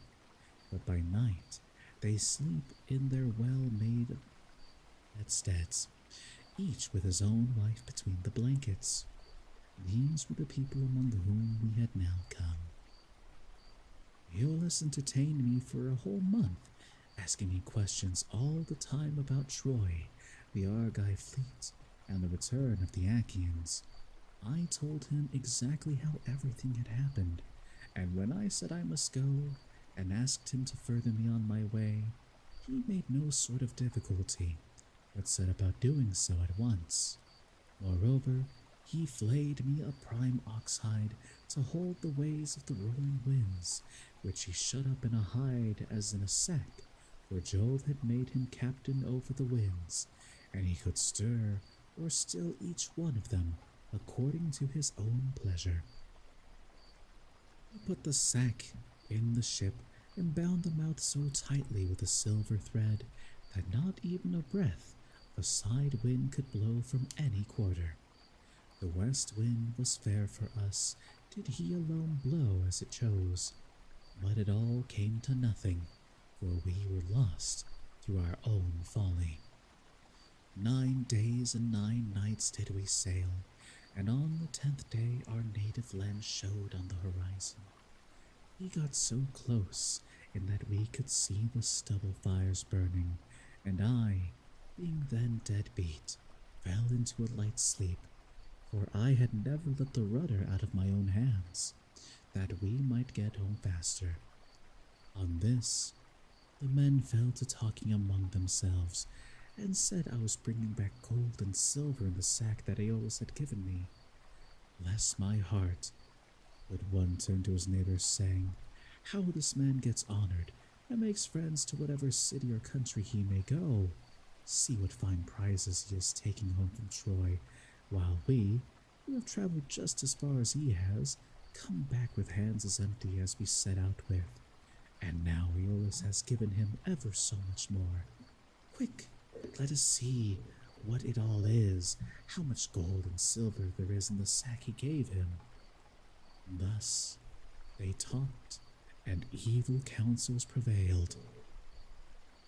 They loosed the sack, whereupon the winds flew, howling forth, and raised a storm that carried us weeping out to sea and away from our own country. Then I awoke, and knew not whether to throw myself into the sea, or to live on and make the best of it. But I bore it, covered myself up, and lay down in the ship, while the men lamented bitterly, as the fierce winds bore our fleet back to the Aeolian island. When we reached it, we went ashore to take in water, and dined hard by the ships.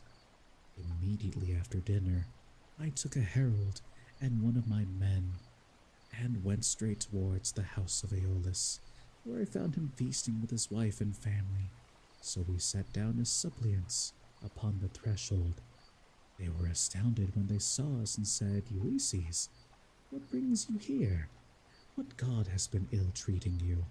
He took great pains to further you on your way home to Ithaca, or wherever it was that you wanted to go. Thus did they speak, but I answered sorrowfully, my men have undone me. They and cruel sleep have ruined me. My friends, mend me this mischief, for you can if you will. I spoke as movingly as I could, but they said nothing, till their father answered, vilest of mankind, get you gone at once out of the island. Him who heaven hates will I in no wise help.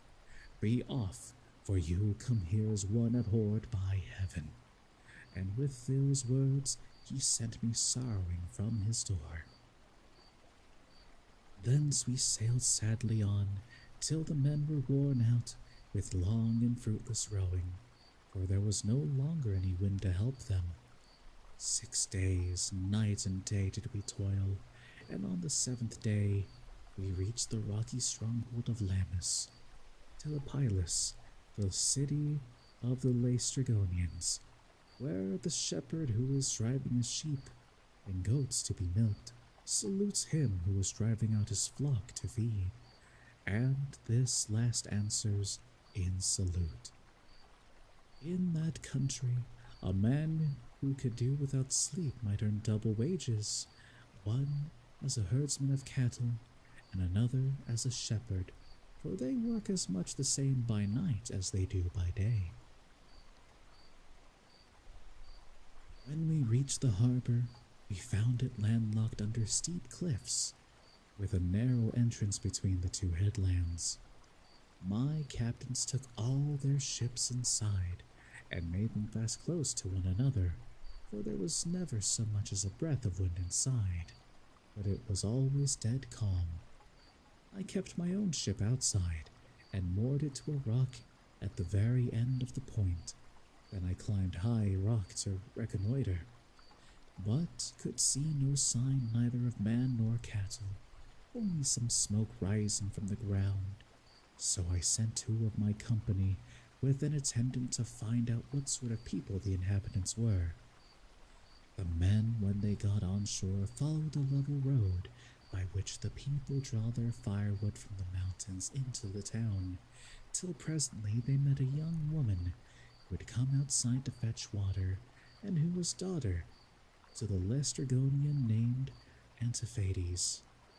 She was going to the fountain Artasia, from which the people bring in their water, and when my men had come close to her, they asked her who the king of that country might be, and over what kind of people he ruled, so she directed them to her father's house. But when they got there, they found his wife to be a giantess, as huge as a mountain, and they were horrified by the sight of her. Hello there, big chumbuses. That's a fun name to say.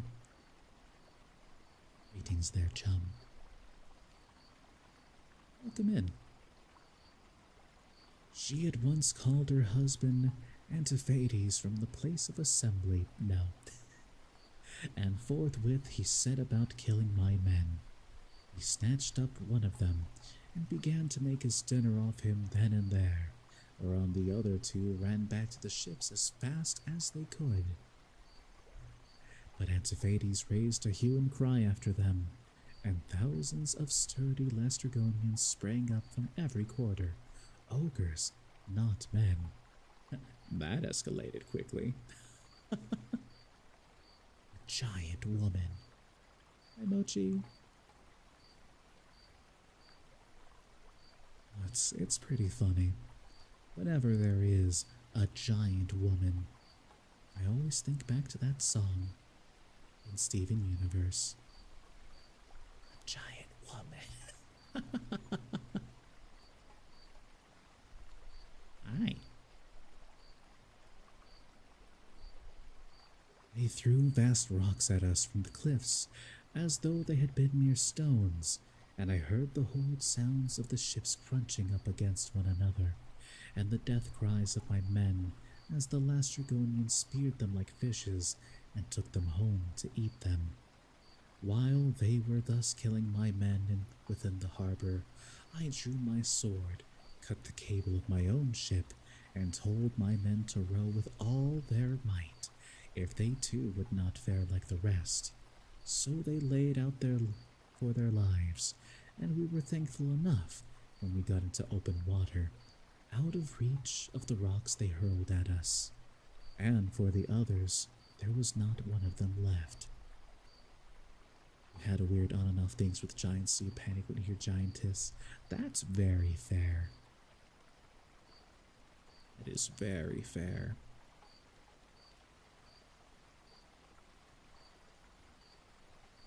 Luckily, we've just escaped them for now, and we already dealt with Polyphemus, so I don't think we'll run into any more giants anytime soon. Maybe. I hope. Thence, we sailed sadly on, glad to have escaped death, though we had lost our comrades, and came to the Aeaean island where Circe lives, a great and cunning goddess, who is own sister to the magician Aeetes, for they are both children of the sun by Pierce, who is daughter of Oceanus. We brought our ship into a safe harbor without a word, for some god guided us thither, and having landed, we lay there for 2 days and 2 nights, worn out in body and mind. That's right. I sure am. We are reading the Odyssey. When the morning of the 3rd day came, I took my spear and my sword, and went away from the ship to reconnoiter, and see if I could discover signs of human handiwork. Nice! Or hear the sound of voices. Climbing to the top of a high lookout, I espied the smoke of Circe's house rising upwards amidst a dense forest of trees, and when I saw this, I doubted whether, having seen the smoke, I would not go on at once and find out more. But in the end, I deemed it best to go back to the ship, give the men their dinners, and send some of them instead of going myself. Seemingly dead husband checked. Gotta make sure. When I had nearly got back to the ship, some god took pity upon my solitude and sent a fine antlered stag right into the middle of my path. He was coming down his pasture in the forest to drink of the river, for the heat of the sun drove him, and as he passed, I struck him in the middle of the back. The bronze point of the spear went clean through him, and he lay groaning in the dust until the life went out of him. That's kind of brutal. Then I set my foot upon him, drew my spear from the wound, and laid it down. I also gathered rough grass and rushes, and twisted them into a fathom or so of good stout rope, with which I bound the 4 feet of the noble creature together. Having so done, I hung him round my neck, and walked back to the ship leaning upon my spear, for the stag was much too big for me to be able to carry him on my shoulder, steadying him with one hand. As I threw him down in front of the ship, I called the men and spoke cheeringly man by man to each of them. "Look here, my friends," said I, "we are not going to die so much before our time after all, and at any rate, we will not starve so long as we have got something to eat and drink on board." On this, they uncovered their heads upon the seashore and admired the stag, for he was indeed a splendid fellow. Then, when they had feasted their eyes upon him sufficiently, they washed their hands and began to cook him for dinner. That's just Greek stories. You either seemingly die, get traumatized, or have Zeus be like 5, 6, 7, 8. Bonking you is not too late.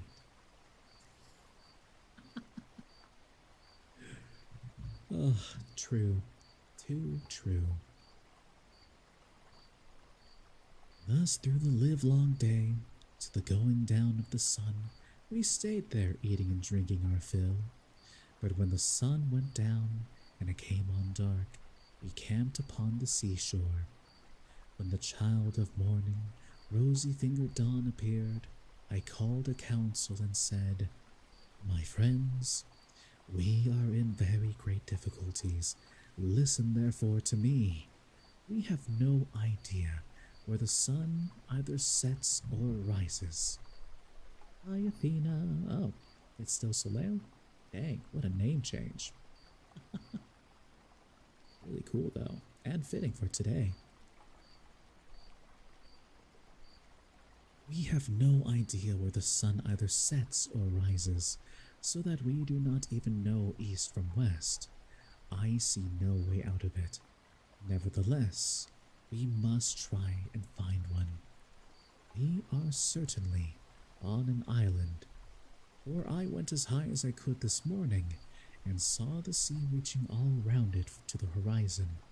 It lies low, but towards the middle I saw a smoke rising from out of a thick forest of trees.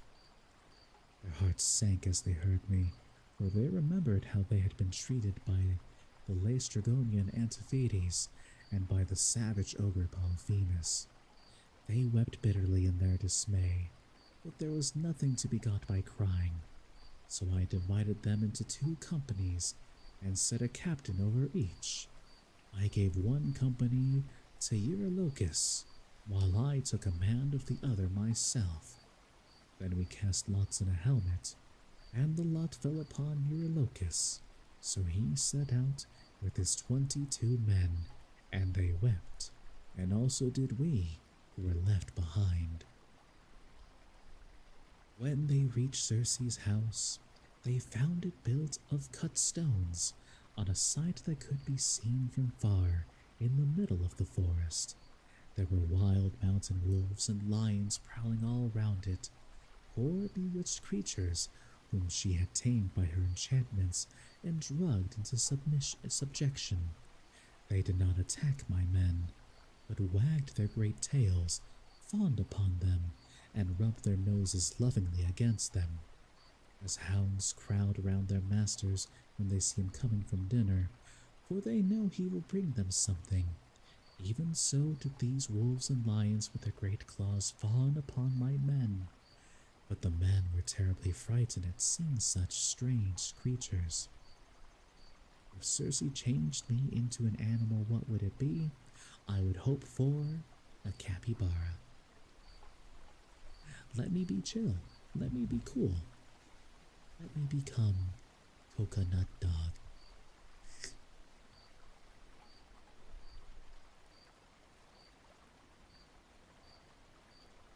Presently, they reached the gates of the goddess's house, and as they stood, there they could hear Circe within, singing most beautifully as she worked at her loom, making a web so fine, so soft, and of such dazzling colors as no one but a goddess could weave.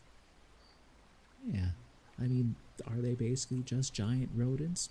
Sure, but you know, they look cute, they're big, they're coconuts. On this, Pleiades, whom I valued and trusted more than any other of my men, said, "There is someone inside working at a loom, and singing most beautifully. The whole place resounds with it. Let us call her and see whether she is woman or goddess." She could do that. That girl was so obsessed with chaos, she'd probably like deal with it. Mortals, the kids love this. Too true. Circe and the nymphs will always place tangerines on my head. As a capybara, that's the best life. Just standing as a statue, inside of a nice heated pool of water, tangerines on my head.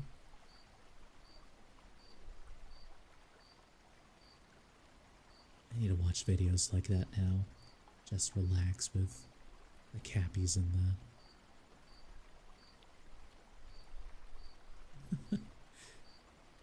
the water. Yeah, Circe turned a lot of the guys into actual pigs because that's how she viewed them. We'll get to that momentarily. Spoilers. Surrounded by Circe and nymphs, ain't that the new life?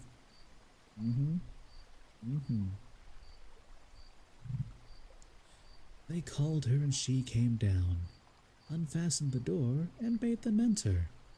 They, thinking no evil, followed her, all except Eurylochus, who suspected mischief and stayed outside. When she had got them into her house, she set them upon benches and seats, and mixed them a mess with cheese, honey, meal, and Pramnian wine. but she drugged it with wicked poisons to make them forget their homes, and when they had drunk, she turned them into pigs by a stroke of her wand, and she shut them up in her pigsties.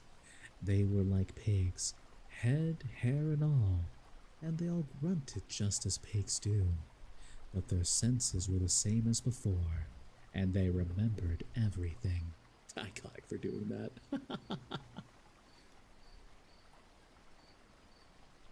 Take care, Soleil, and thanks for stopping by. Always good to see you. Bye. Thus, then, were they shut up squealing, and Circe threw them some acorns and beech masts, such as pigs eat. But Eurylochus hurried back to tell me about the sad fate of our comrades. He was so overcome with dismay that though he tried to speak, he could find no words to do so. His eyes filled with tears, and he could only sob and sigh, till at last we forced his story out of him, and he told us what had happened to the others. "We went," said he, "as you told us, through the forest, and in the middle of it there was a fine house built with cut stones, in a place that could be seen from far. There we found a woman, or else she was a goddess, working at her loom and singing sweetly. So the men shouted to her and called her, whereon she at once came down, opened the door, and invited us in. The others did not suspect any mischief, so they followed her into the house. But I stayed where I was, for I thought there might be some treachery. From that moment I saw them no more, for not one of them ever came out, though I sat a long time watching for them." See, men don't get queens. Heavens forbid a girl just has some fun. Listen, girls just wanna have fun. Just a wanna. They just a wanna,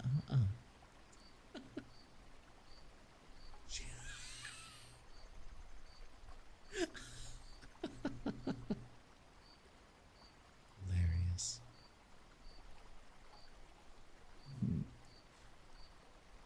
Then I took my sword of bronze and slung it over my shoulders. I also took my bow and told Oh, never mind. This is Odysseus. Then I took my sword of bronze and slung it over my shoulders. I also took my bow and told Eurylochus to come back with me and shew me the way. But he laid hold of me with both his hands and spoke piteously, saying, "Sir, do not force me to go with you, but let me stay here, for I know you will not bring back one of them back with you, nor even return alive yourself. Let us rather see if we cannot escape at any rate with the few that are left us, for we may still save our lives." "Stay where you are, then," I answered, "eating and drinking at the ship, but I must go, for I am most urgently bound to do so." With this, I left the ship and went up inland. When I got through the charmed grove, and was near the great house of the enchantress Circe, I met Mercury with his golden wand, disguised as a young man in the heyday of his youth and beauty, with the down just coming upon his face. He came up to me and took my hand within his own, saying, "My poor unhappy man, whither are you going over to this mountain top, alone and without knowing the way? Your men are shut up in Circe's pigsties, like so many wild boars in their lairs. You surely do not fancy that you can set them free. I can tell that you will never get back, and will have to stay there with the rest of them.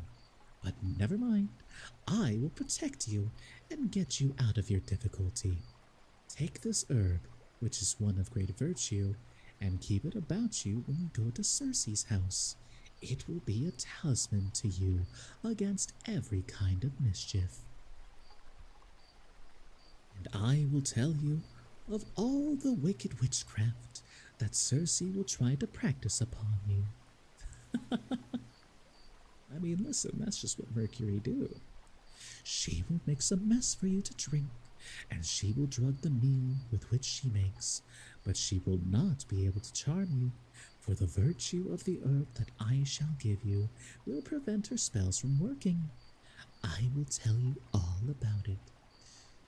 When Circe strikes you with her wand, draw your sword and spring upon her, as though you were going to kill her. She will then be frightened, and will desire you to go to bed with her. On this, you must not point-blank refuse her, for you want her to set your companions free, and to take good care also of yourself. But you must make her solemnly swear by all the blessed gods that she will plot no further mischief against you, or else, when she has got you naked, she will unman you and make you fit for nothing. As he spoke, he pulled the herb out of the ground and showed me what it was like. The root was black, while the flower was as white as milk. The gods call it moly, and mortal men cannot uproot it, but the gods can do whatever they like. Then Mercury went back to high Olympus, passing over the wooded island, but I fared onward to the house of Circe, and my heart was clouded with care as I walked along. When I got to the gates, I stood there and called the goddess, and as soon as she heard me come down, opened the door and asked me to come in. It's a phone call. Be right back, everyone.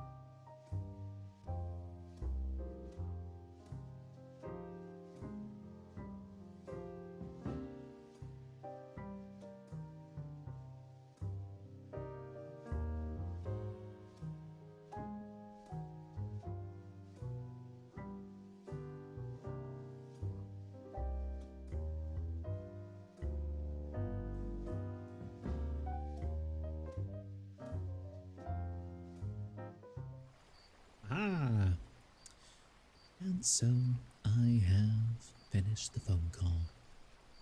What was it about, you might be curious? As I mentioned earlier, I ordered an air conditioner that was supposed to arrive today. However, I then got an email saying, hey, listen, it got delayed, so that's not happening.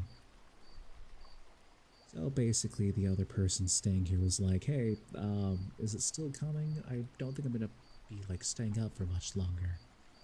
So I said, nah, it's okay, go to bed. They shouldn't show up. So, should be fine. Right, everyone, let's go ahead and continue. Just a silly freak girl and a man trying to do his best. When I got to the gates, I stood there and called the goddess, and as soon as she heard me, she came down, opened the door, and asked me to come in. What if they do show up? Well, hopefully it's before 10 o'clock EST, or else there's just gonna be an air conditioner on my front porch. and will probably be stolen. What can you do? So I followed her, much troubled in my mind. She set me on a richly decorated seat inlaid with silver, which would indeed suck, you are correct. There was a footstool also under my feet, and she mixed a mess in a golden goblet for me to drink. She drugged it, for she meant me mischief. When she had given it to me, and I had drunk it without its charming me, she struck me with her wand. There now, she cried, be off to the pigsty, and make your lair with the rest of them. Then I rushed at her with my sword drawn, as though I would kill her, whereon she fell with a loud scream, clasped my knees, and spoke piteously, saying, Who and whence are you? From what place and people have you come? How can it be that my drugs have no power to charm you? Never yet was any man able to stand so much as a taste of the herb I gave you. You must be spell-proof. Surely you can be none other than the bold hero Ulysses, who Mercury always said would come here some day with his ship while on his way home from Troy. So be it then. Sheathe your sword and let us go to bed, that we may make friends and learn to trust each other. Breaking news, wife guy killed quirky girl, not fake, he'll be fine.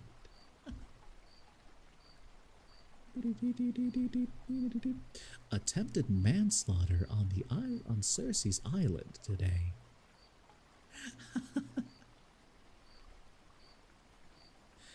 And I answered, Circe, how can you expect me to be friendly with you when you have just been turning all my men into pigs? And now that you've got me here myself, you mean me mischief when you ask me to go to bed with you, and will unman me and make me fit for nothing. I shall certainly not consent to go to bed with you unless you will first take your solemn oath to plot no further harm against me. Or there are other ways of persuasion. Consent is key, it's true. Yep.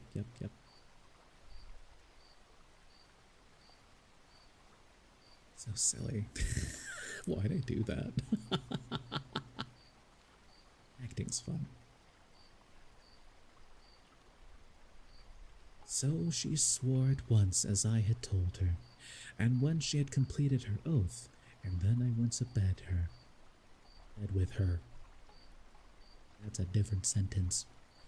Meanwhile, her 4 servants, who are her housemaids, set about their work. They are the children of the groves and fountains, and of the holy waters that run down into the sea. One of them spread a fair purple cloth over a seat, and laid a carpet underneath it. Another brought tables of silver up to the seats, and set them with baskets of gold. A third mixed some sweet wine with water in a silver bowl, and put golden cups upon the tables. And while the 4th brought in water, and set it to boil in a large cauldron over a good fire, which she had lighted. When the water in the cauldron was boiling, she poured cold into it, till it was just as I liked it, and then she set me in a bath, and began washing me from the cauldron about the head and shoulders, to take the tiring stiffness out of my limbs. As soon as she had done washing me, and anointing me with oil, she arrayed me in a good cloak and shirt, and led me to a richly decorated seat inlaid with silver. There was a footstool also under my feet. Damn again. Stay safe, girly. The maidservant then brought me water in a beautiful golden ewer, and poured it into a silver basin for me to wash my hands, and she drew a clean table beside me. An upper servant brought me bread, and offered me many things of what there was in the house, and then Circe bade me eat, but I would not, and I sat without heeding what was before me, still moody and suspicious. When Circe saw me sitting there without eating, and in great grief, she came to me and said, Ulysses, why do you sit like that as though you were dumb, gnawing at your own heart and refusing both meat and drink? Is it that you are still suspicious? You ought not to be, for I have already sworn solemnly that I will not hurt you. Hi, Julie. And I said, Circe, no man with any sense of what is right can think of either eating or drinking in your house until you have set his friends free and let him see them. If you want me to eat and drink, you must free my men and bring them to me that I may see them with my own eyes. I said that. She then went straight through to the court with her wand in her hand and opened the pigsty doors. My men came out like so many prime hogs and stood looking at her, but she went about them and anointed them each with a second drug, whereon the bristles that the bad drug had given them fell off, and they became men again, younger than they were before, and much taller and better looking. They knew me at once, seized me each of them by the hand, and wept for joy till the whole house was filled with the sound of their hullabalooing. Hullabaloo, I guess. What the hubbub? Hullabaloo. Hullabaloo? That's a funny. Here. Behold. Hullabalooing.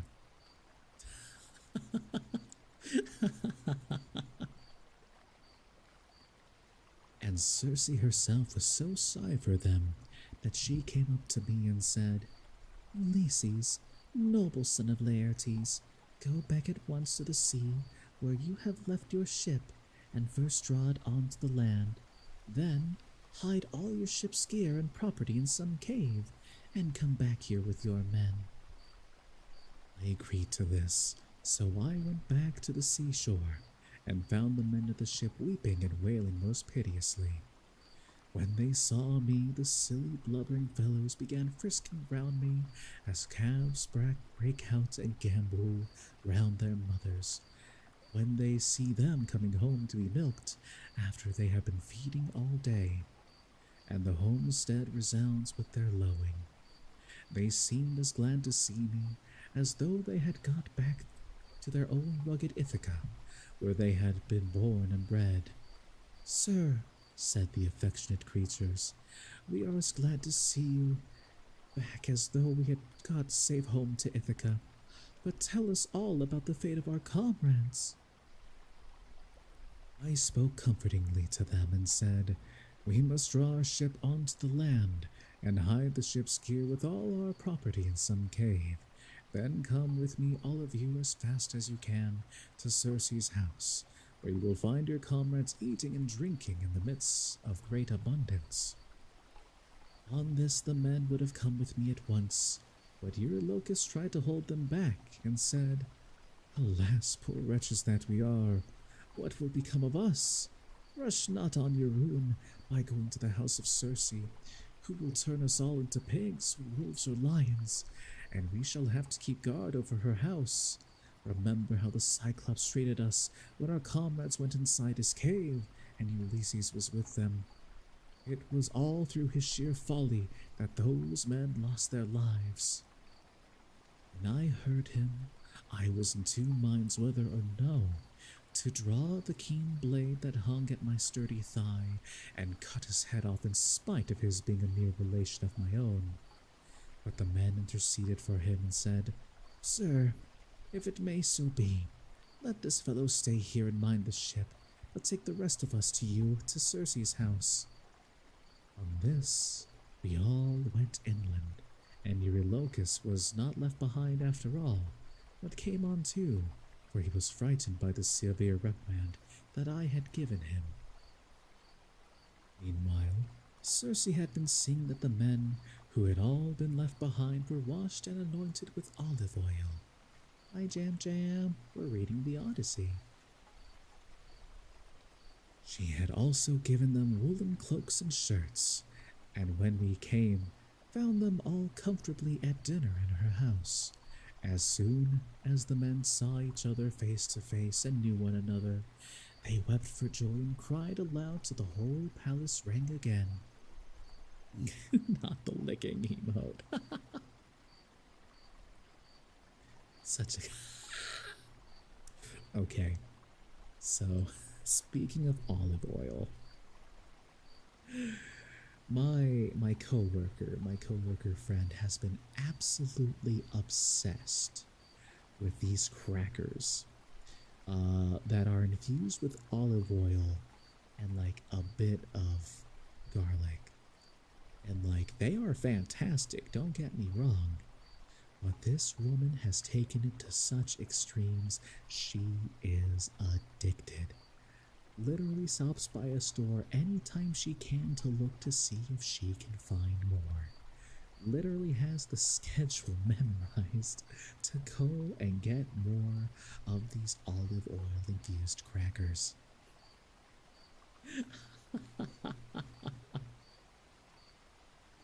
So yeah, that's fair.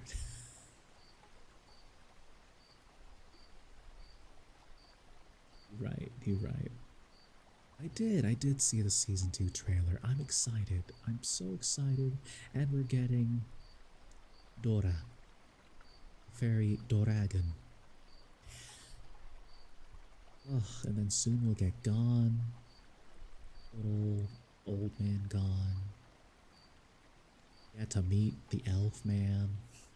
Unfortunately. Oh, more Sweet. We love Sweet.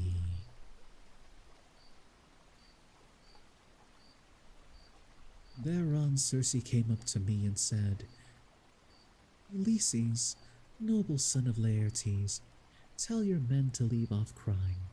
I know how much you all have suffered, all at sea, and how ill you have fared among cruel savages on the mainland. On Dino. I mean, close-ish. Though the Gone Dino is kinda uggo. If you don't mind me saying. Old PS1 graphics.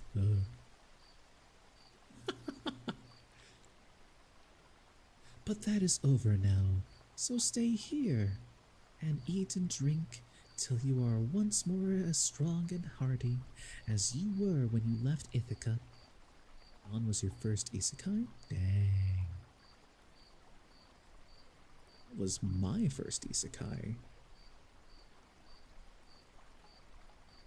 I'll have to think on that. Or at the moment, at the present.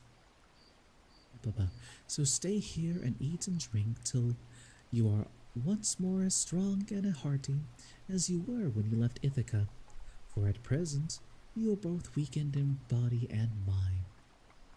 Oh yeah, Digimon would be my first isekai actually. You keep all the time thinking of the hardships you have suffered during your travels, so that you have no more cheerfulness left in you. Thus did she speak, and we assented. We stayed with Circe for a whole 12-month feasting upon an untold quantity both of meat and wine. But when the year had passed, and the waning of moons and the long days had come round, my men called me apart and said, Sir, it is time you began to think about going home, if so be you are to be spared to see your house and native country at all. Thus did they speak, and I assented. Thereon through the livelong day, to the going down of the sun, we feasted our fill on meat and wine, but when the sun went down and it came on dark, the men laid themselves down to sleep in the covered cloisters. I, however, after I had got into bed with Circe, besought her by her knees, and the goddess listened to what I got to say. Circe, said I, Please to keep the promise you made me about furthering me on my homeward voyage. I want to get back, and so do my men. They are always pestering me with their complaints as soon as ever your back is turned. And the goddess answered, Ulysses, noble son of Laertes, you shall none of you stay here any longer if you do not want to, but there is another journey which you have got to take before you can sail homewards.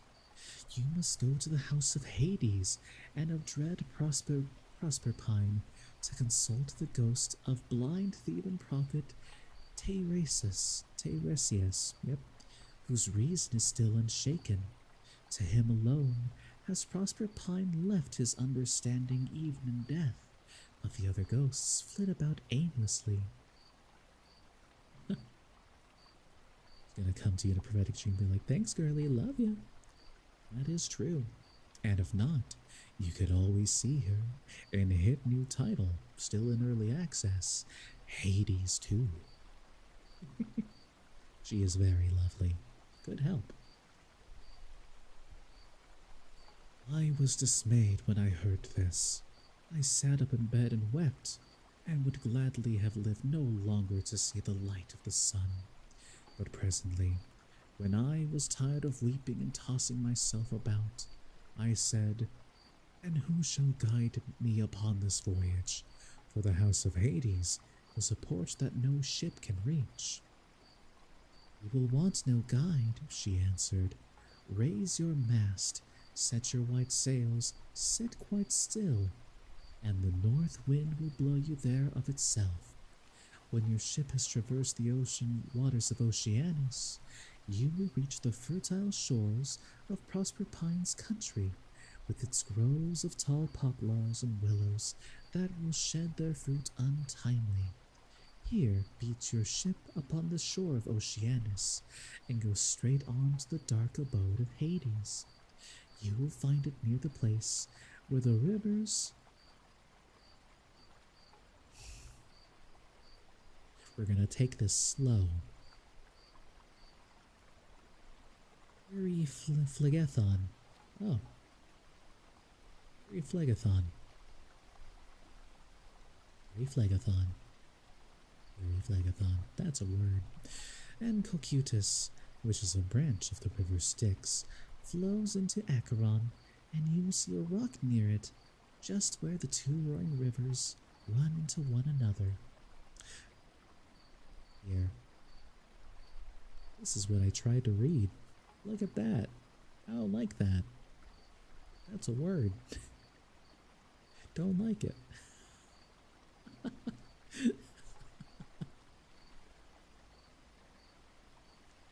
When you reach this spot, as I now tell you, dig a trench a cubit or so in length, breadth, and depth, and pour into it as a drink offering to all the dead. First, honey mixed with milk, then wine, and in the third place water, sprinkling white barley meal over the whole. Moreover, you must offer many prayers to the poor feeble ghosts, and promise them that when you get back to Ithaca, you will sacrifice a barren heifer to them, the best you have, and will load the pyre with good things. More particularly, you must promise that Tiresias shall have a black sheep all to himself, the finest in all your flocks. Looks like medical terminology.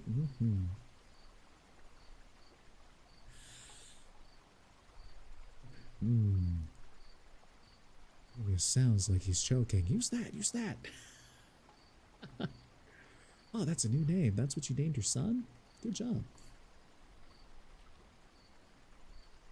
When you shall have thus besought the ghosts with your prayers, offer them a ram and a black ewe, bending their heads towards Erebus, but yourself turn away from them, as though you would make towards the river. On this, many dead men's ghosts will come to you, and you must tell your men to skin the 2 sheep that you have just killed, and offer them as a burnt sacrifice with prayers to Hades and to Proserpine. Then draw your sword and sit there, so as to prevent any other poor ghost from coming near the spilt blood before Tiresias, shall have answered your questions. The seer will presently come to you and will tell you about your voyage, what stages you are to make, and how you are to sail the sea so as to reach your home. It was daybreak by the time she had done speaking, so she dressed me in my shirt and cloak. As for herself, she threw a beautiful light gossamer fabric over her shoulders, fastening it with a golden girdle around her waist, and she covered her head with a mantle. Then I went about among Then I went about among the men everywhere all over the house, and spoke kindly to each of them man by man. We must not lie here sleeping any longer, said I to them. We must be going, for Circe has told me all about it. And on this they did as I bade them. Even so, however, I did not get them away without misadventure. Oh no. We had with us a certain youth named Elpenor, not very remarkable for sense or courage, who had got drunk and was lying on the housetop away from the rest of the men to sleep off his liquor in the cool. When he heard the noise of the men bustling about, he jumped up on a sudden and forgot all about coming down by the main staircase. So he tumbled right off the roof and broke his neck, and his soul went down to the house of Hades.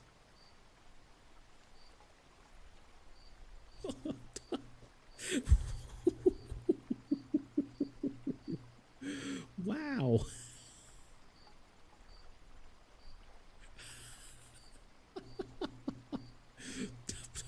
Wow.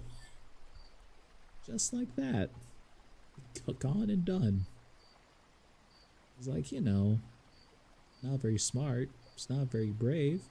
He got drunk, fell off the roof, broke his neck. Damn.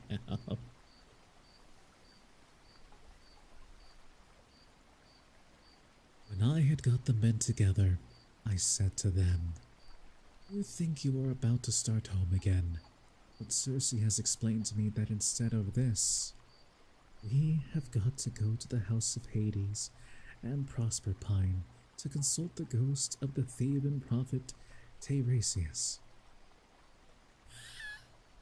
My life is cute even. My laugh is cute. Hi, bye. Thank you. It's just a little ridiculous to me, Man, but trying to get together for years. Apparently stubbing your toe isn't enough. Dang. Well, good thing I stubbed my toe a lot. Would have gone there several times over at this rate.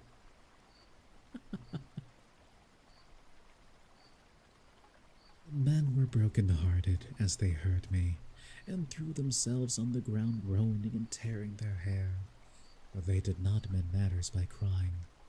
When we reached the seashore, weeping and lamenting our fate, Circe brought the ram and ewe, and she made them fasten hard by the ship.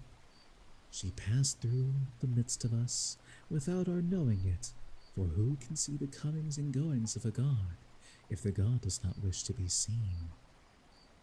And that is the end of chapter/book 10 of the Odyssey. Here's some guy when he went to get his girlfriend but looked back for some reason. Damn. What a bait. No. Oh, just had to wait a little bit longer. Alas, what can you do? I forgot his name right now. Ooh. Oh, no, what's the name? Because I remember Eurydice, that's the name of the woman. But what's the name of the guy?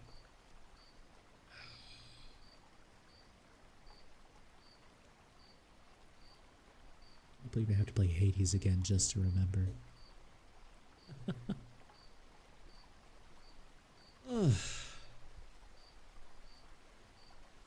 Now though, something, he's a liar. True. Now, though, I think that is going to be where I'm going to end it for today. You all have a wonderful night, and I will catch you all later. And Big Chumbuses. I still love that name. Thank you for following. Yeah, thanks for stopping by, everybody. Hope you were all able to relax a bit. I think, for those of you on Twitch, I'm going to send you someplace nice and relaxing and very, very cute. For those of you on YouTube, thanks for watching, thanks for coming by. Again, someday I'll figure out how to send people away on YouTube to someone else. You'll go to bed now? Perfect. Rest well, everyone, and see you probably on Thursday. I'll be playing a game.